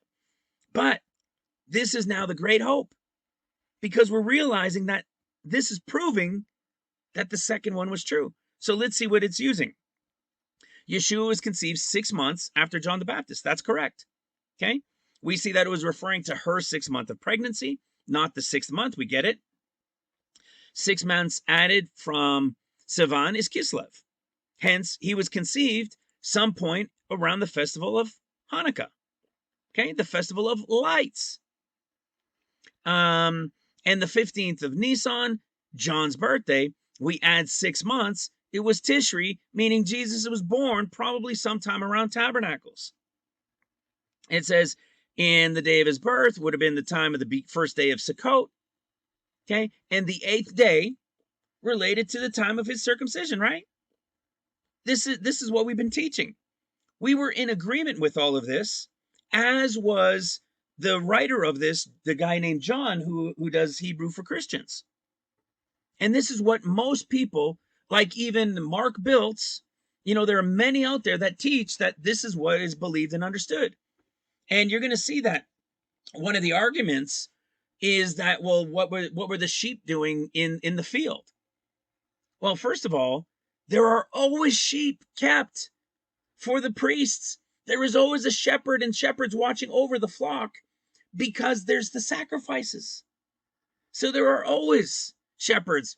We've seen this in Luke and we think, oh, well, at his birth, if there were shepherds in the field, it couldn't have been so close to winter. All right. But it's not true. Now watch this. Circumstantial evidence. The word became flesh, so, you know, and dwelt with us. So they would say from John chapter 1, when you read that, it's like he's tabernacling among us. So there's all these additional things that are circumstantial evidence that would appear to point to tabernacles. All right. Now, we're going to read about arguments for late December. And again, when I say late December, I don't mean that it always had to be late December. I'm talking about Hanukkah, which is in the time of Kislev, which is what it was at the time of his birth. And so that's why it got tied in with these pagan traditions at the winter solstice time. All right. So the argument for assigning late December as the rightful date of the birth of Yeshua is based on the assumption that Zacharias was told that Elizabeth would conceive a child during the solemn assembly of Yom Kippur, the Day of Atonement. Yeshua's cousin, John the Baptist, was conceived after Yom Kippur, Tishri, in 40 days, brought it to Tammuz. They're saying Tammuz, that June, July time frame, which again, I would say it's probably a little bit off from that, because I would say it probably more lines up, give or take, around Pentecost. All right. And it says, John's father, Zechariah, was a Levite who was assigned the temple service during the 8th course. However, the 8th course served both the 10th and, as we saw in the chart above, it also had another course. Each priest served 2 courses a year outside of the 3 that they all did as well. So when you see this, you find out there were 2. So we always had to say, well, some will say this one, some will say that one. That's all it was. There was no additional crystal clear evidence to say, okay, no, it was this one. No, it was this one. All right, you stick with that one. I'm going to stick with this one. But we're not in those days anymore. As I said a few moments ago, we're in a time where his end is being revealed. And it's about to begin. So now with one having passed and we're in the 70th and there's no way it's going to come around again, and we're looking at the time of his birth, well, there's only one more event that has an 8th day. This places Zechariah's temple service, the high time Yom Kippur, the description of above, Zechariah spoke in the narrative. Okay, and this seems to agree with the description given about how Gabriel spoke to Zechariah in the narrative from Luke chapter 1, verse 8 through 23. Okay, that she would conceive. It is written in John. It is written that John was conceived shortly after this tour, right? In Luke 1, verse 23, 24, perhaps give or take around the 17th of Tishri. Therefore, John the Baptist would have been conceived shortly after and born around June, July, which again is the time frame of the Feast of Weeks. The other one, now point 2, Yeshua was conceived in Nisan, March, April, near Passover, and born 40 weeks later. See, this is what I was mixing up a few minutes ago. When I was saying John compared to Christ, this is where I was mixing it up. It wasn't John at this time. It would have been Christ at this time. All right. So Yeshua then would have been conceived around March, April, around the time of Passover, and born 40 weeks later in late December. Yeshua was conceived 6 months after John the Baptist, according to Luke. All right. Adding 6 months from Tammuz brings you to Nisan. So Passover time frame.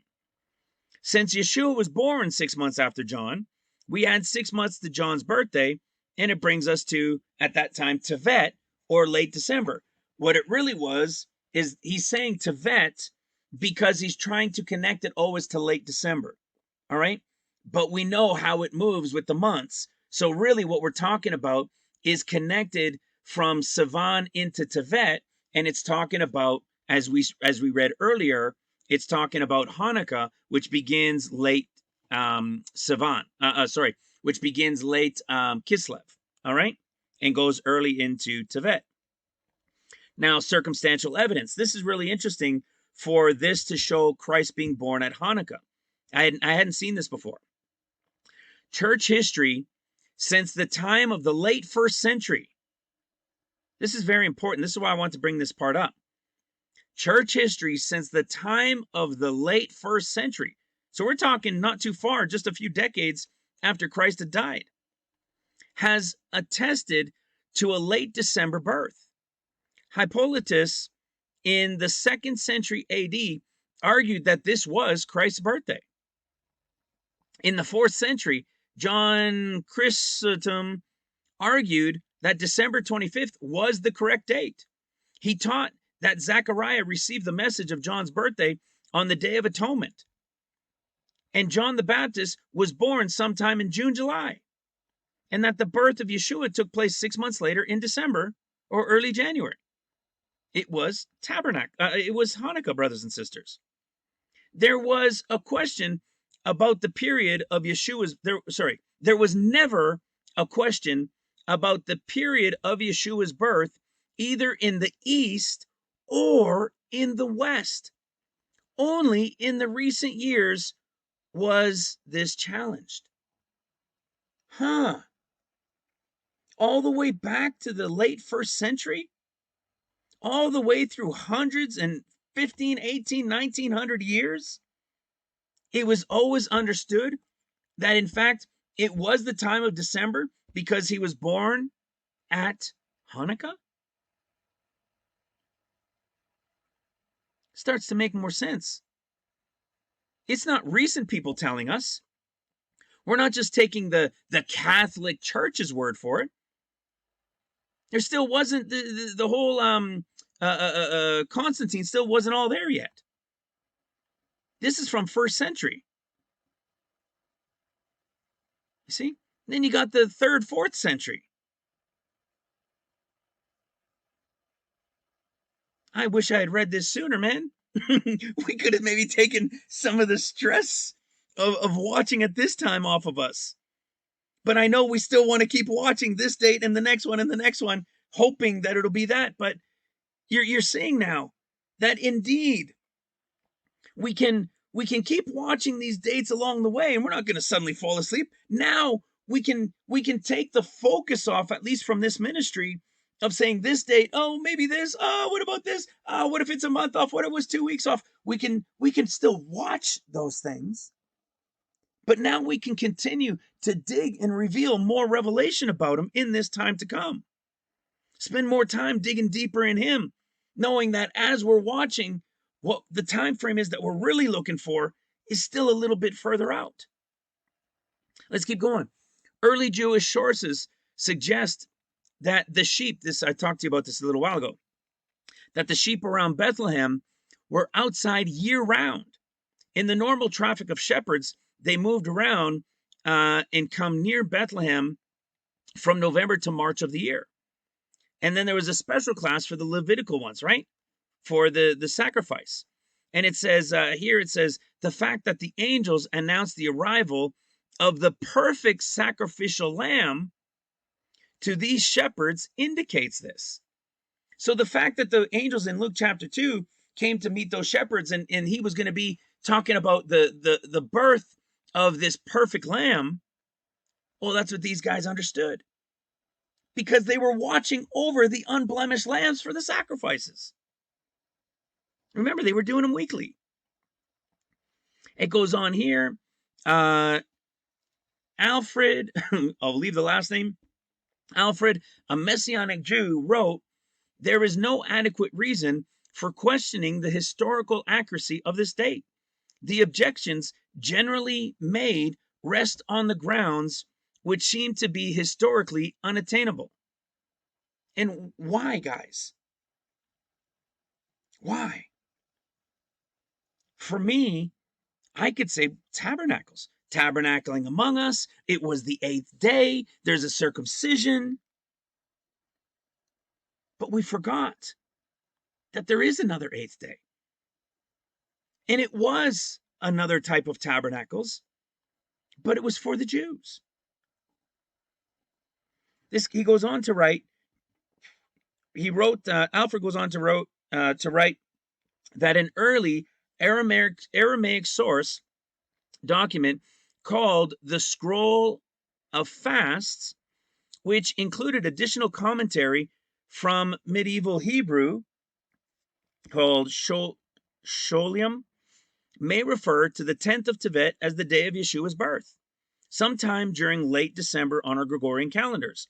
Note that Jewish history regards the month of Tevet to be one of national tragedy, making the beginning of the destruction of the Holy Temple by Nebuchadnezzar of Babylon in 587 BC. After the destruction of the Second Temple in 70 AD, the sages might have associated the birth of Yeshua as another reason for mourning the loss of the temple on this date. See, because they were against Yeshua, right? So he goes on and he concludes by saying, see, it's one or the other, but it's certainly one of them.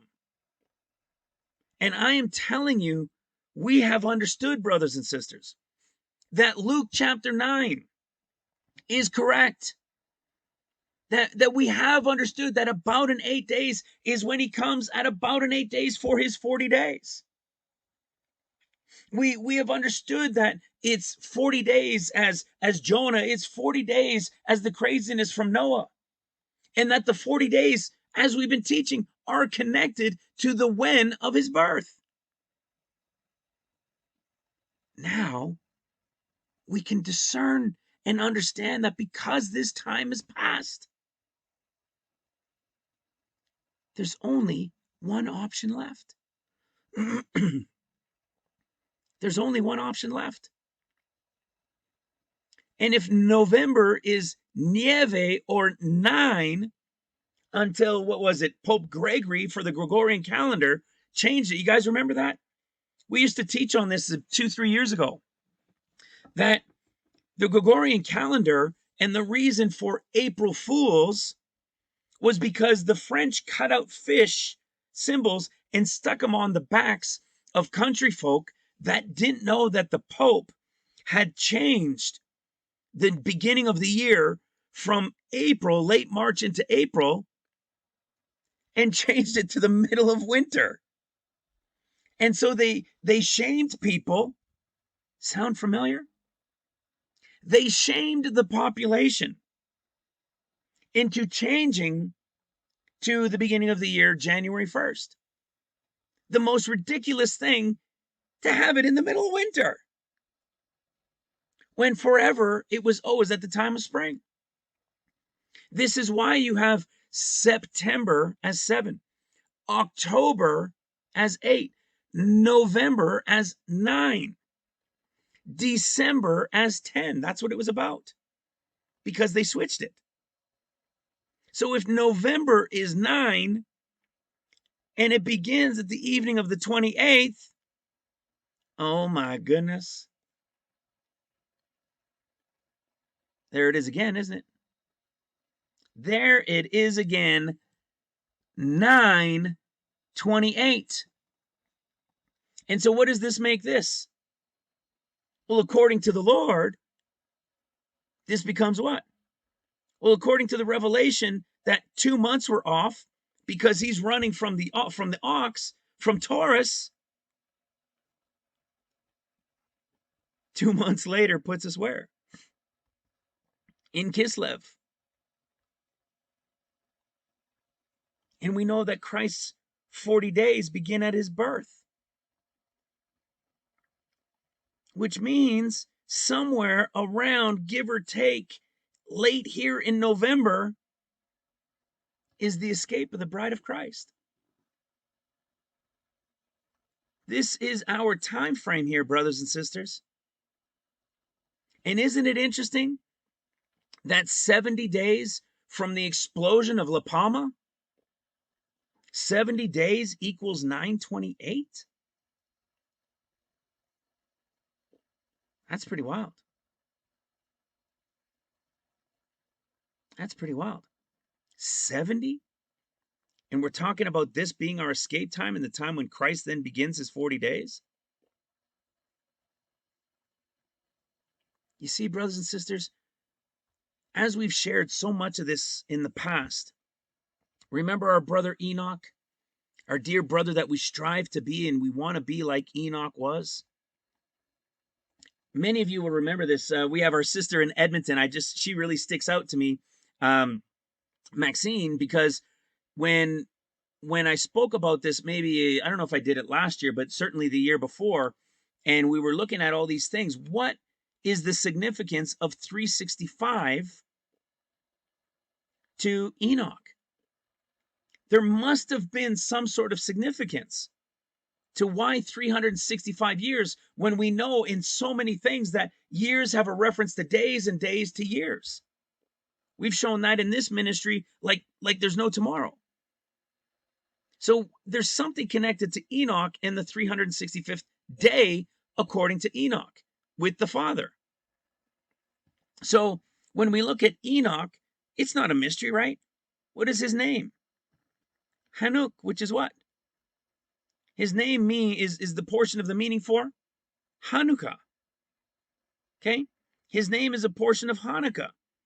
And it means to narrow, dedicate, and train up. Remember I was telling you guys just a little while ago, like the last video, and we're showing that portion of the 14ers and climbing the mountains, and they die before the Father and before the other two brothers. And they were from the east. They go to the east and they're the light. And they're going to be disciples, possibly that portion of disciples, some of them, that are being what? Trained up in the ways of Hanuk, who's connected to Hanukkah. Let me show you something else. Now, John chapter 4, I think it was 4, even though it's back in the chapters to years, it's back in 4, maybe we can understand this a bit more now. All right?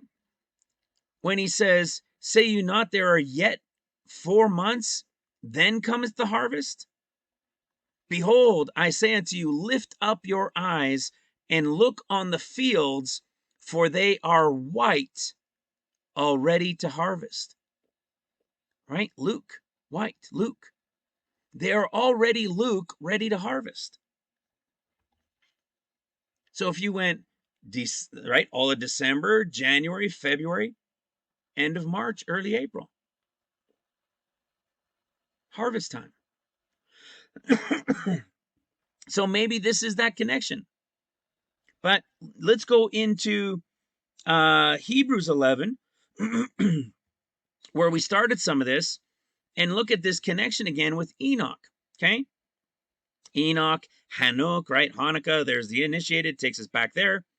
But we've been wanting to be like Enoch, that we wouldn't taste of death. We showed it from Luke chapter 9.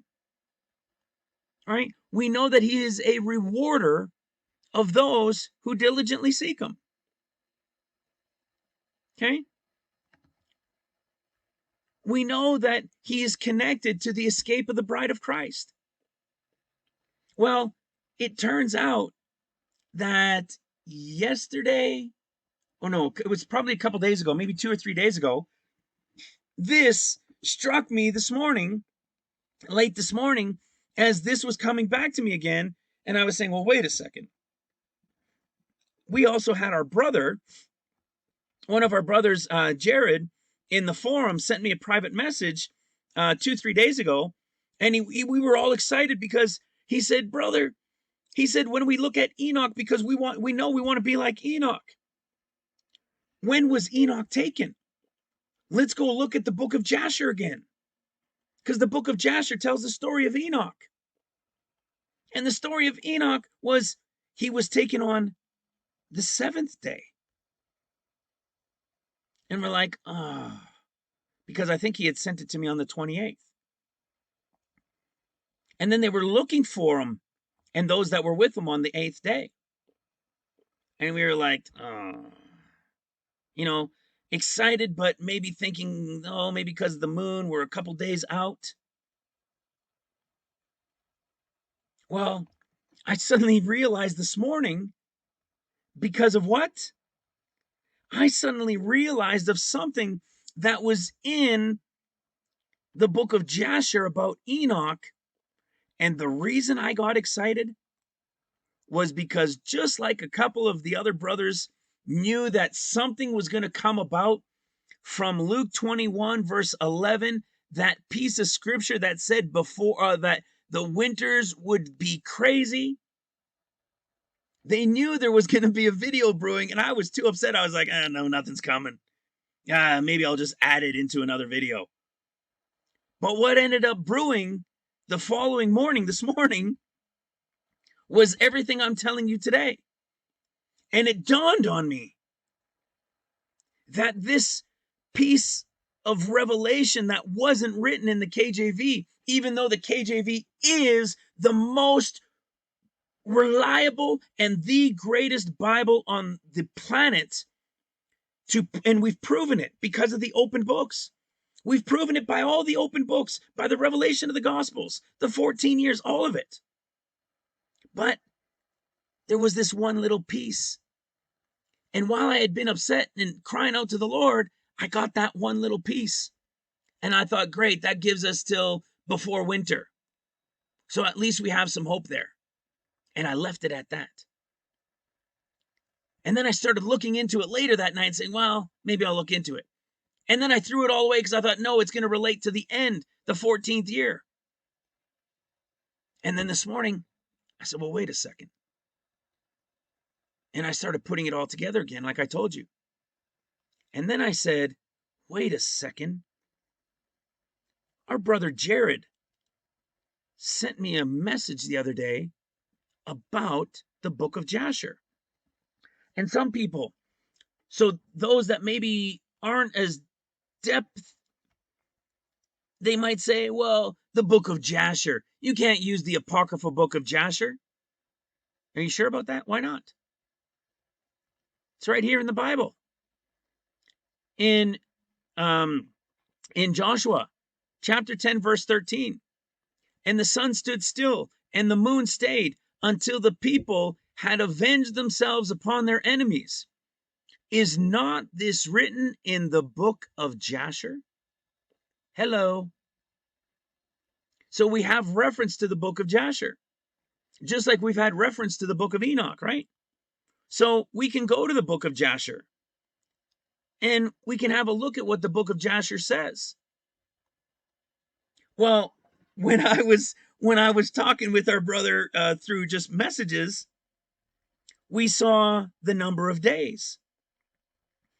And we said, oh, he was taken on the 7th day. And then the 8th day they were looking. And we kind of went, I know that on my end anyways, I was like, oh yeah, it's kind of, we're still here. Well, what dawned on me this morning was the verse that comes after it, because of the verse, the piece of verse, guys. Because of this piece of verse that the Lord gave us to understand, that's supposed to go right here, I got the revelation. Finally understood when Enoch was taken and those who were with him. Are you ready? Let's read.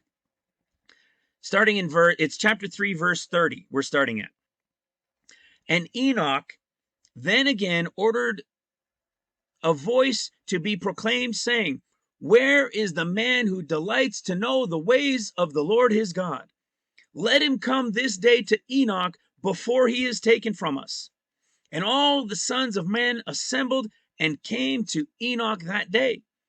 And all the kings of the earth, with their princes and counselors, remained with them that day.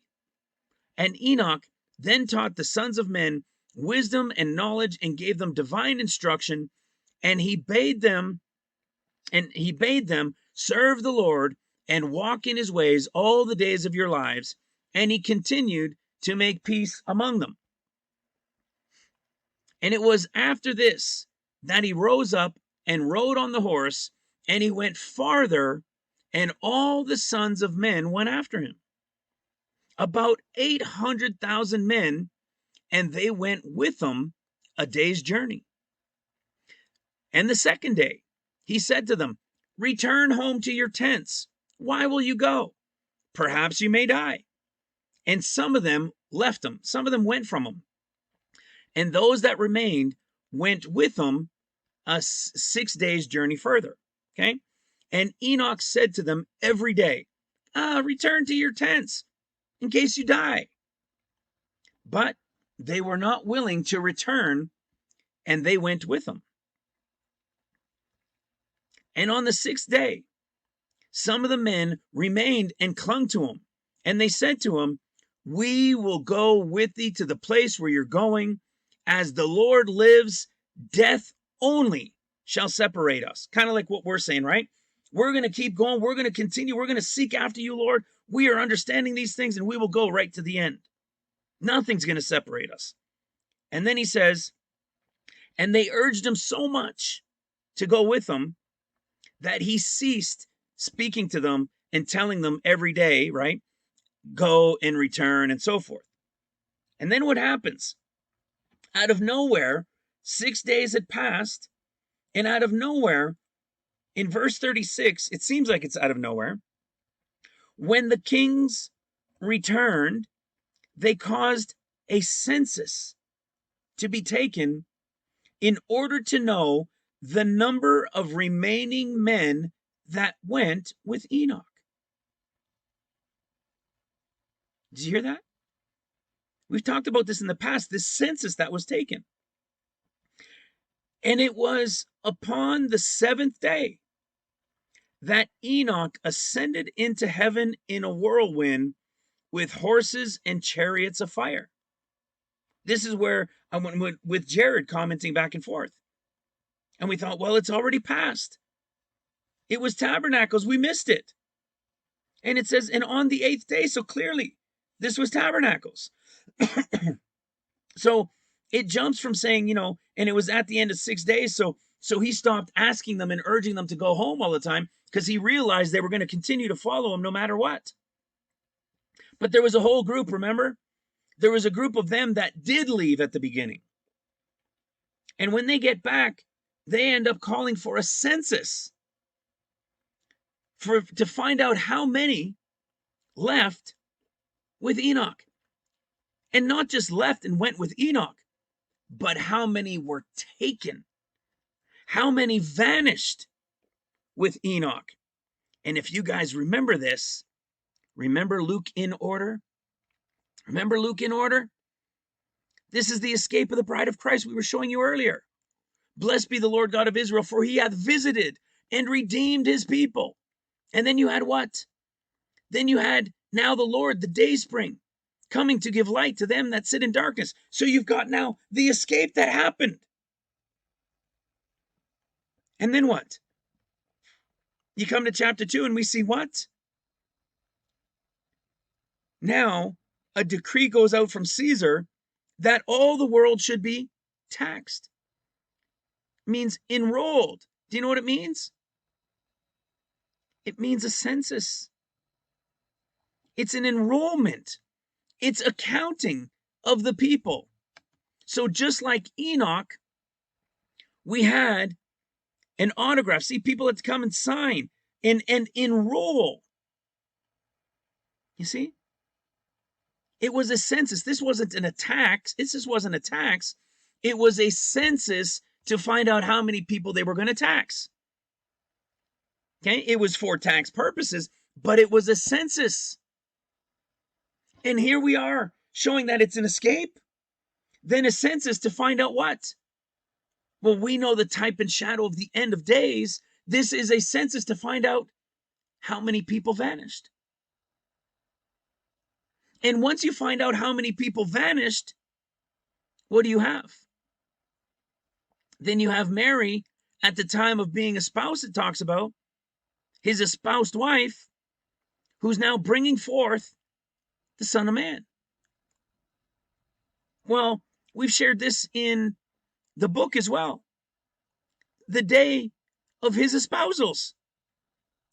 In relation to the 7 churches, this is when he's going to choose the apostles. When does it happen? At the beginning of his 40 days. And it's the day of his espousals. This is precisely what we shared from where is it? Come on now. Where is it? First Kings? No, that's where it is. I got it. Solomon, Song of Solomon, chapter 3, verse 11, where it says, "Go forth, O you daughters of Zion, and behold King Solomon with a crown wherewith his mother crowned him in the day of his espousals." So when he comes, he's coming with the crown, like the white horse rider. He's coming with the crown that he received at the time of his espousals. We shared that not too long ago. But do you know why it gets better with the book of Jasher? Do you see this? So he was gone. They followed him. 7th day, they left. They were gone with him. They were taken with him. All those who followed him to the end, they were taken with him.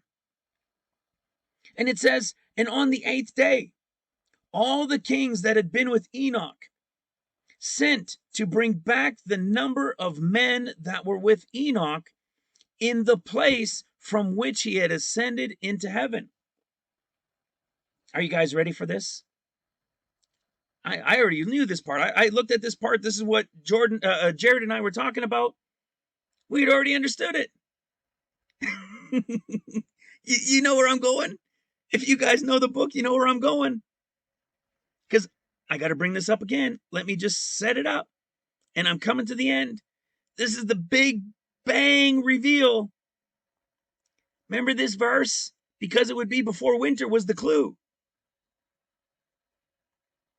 Watch this. Verse 38, the end of the chapter. And all those kings went to the place, and they went forth, and they found the earth there filled with snow, and upon the snow were large stones of snow. And one said to the other, "Come, let us break through the snow and see perhaps the men that remained with Enoch are dead and are now under the stones of snow. And they searched, but could not find him, for he had ascended into heaven. Brothers and sisters, Enoch and the time of the escape, as those who will be like Enoch was not in summer. They left and some snow started falling. They left, and then at the time of the census, there was snow falling. Do you understand the connection to Christ's birth? Do you understand what's being said? Do you know that late November there could be snowfall? There's no snowfall back in September, in late summer, early fall, the beginning of fall. You might get the freak one, but the clue was that when they went to look, there was now snow on the ground. The fact that that Luke chapter 21 verse 11, that said before these 40 days begin, that it would be a time before the craziness of winter. Well, when's the craziness of winter? It's not December. You'll get some snowfall, November, December, but the craziness of it really gets going in January and February. It said it would be before it. That was the revelation. And the second tabernacle, which is the one to the Jews, is Hanukkah. And the 365 years to days, which brings it to what, brothers and sisters? According to the Lord God, the year's end.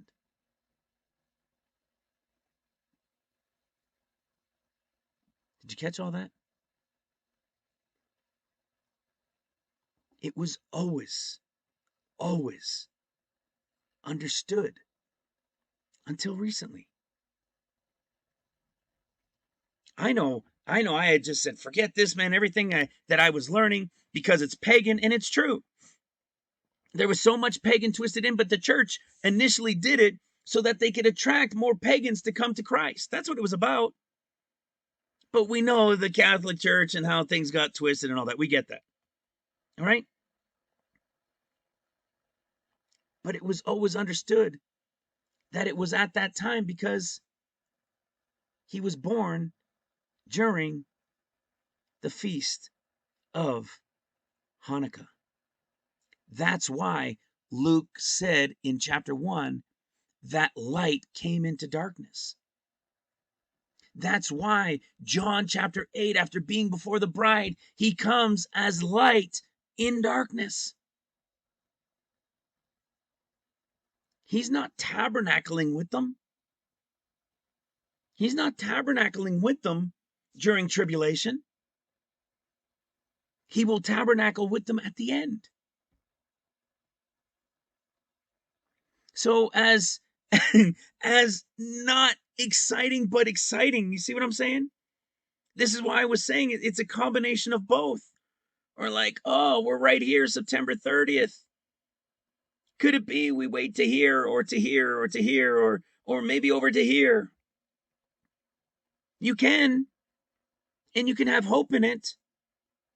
But everybody here in this ministry, I couldn't understand for the life of me why we would really think that's it when we know the books have opened. You see, that video, again, I said it in the past, the video for Again and all of these other books, that the videos that show the revelation of these open books, that one for Again was the nail in the coffin to show that 100% these books have opened, in particular John and Genesis, that have been a recent focus. There was a reason, guys. There's the reason why. It's the Jews' Feast of Tabernacles that was at hand. And the sign will be, I believe, right around here. I'm not saying it's going to be the exact date. It could very well be this exact date. 70 days later from the eruption, the sign will be La Palma breaking off. And this is the final option. Because we are brothers and sisters. As we have said, as we have revealed, as we have shared, this is the 70th year. There's no question. There's no doubt. We've understood. There was always just these little details, but it has to come to an end. The 70th year will come to an end. And we knew we were connected to Enoch. So, brothers and sisters, I pray that as much as it feels dreary to think of a couple more months, let it also renew your strength as these other times that you're watching for come and go, so that you can be strengthened in knowing that we're still in this, that it's not over because we missed this next date, or other people have missed what they think might be the next one and they think might be the next one. Christ, brothers and sisters, believe it or not, I now certainly do. Christ was born at Hanukkah. I pray this blesses you. I pray that it strengthens you. I pray that it empowers you. And brothers and sisters, we will be back with more teachings. We will continue to reveal and bring more light to His word for the is to come. I love you guys. God bless you. God bless your families. We'll talk to you soon. Bye for now.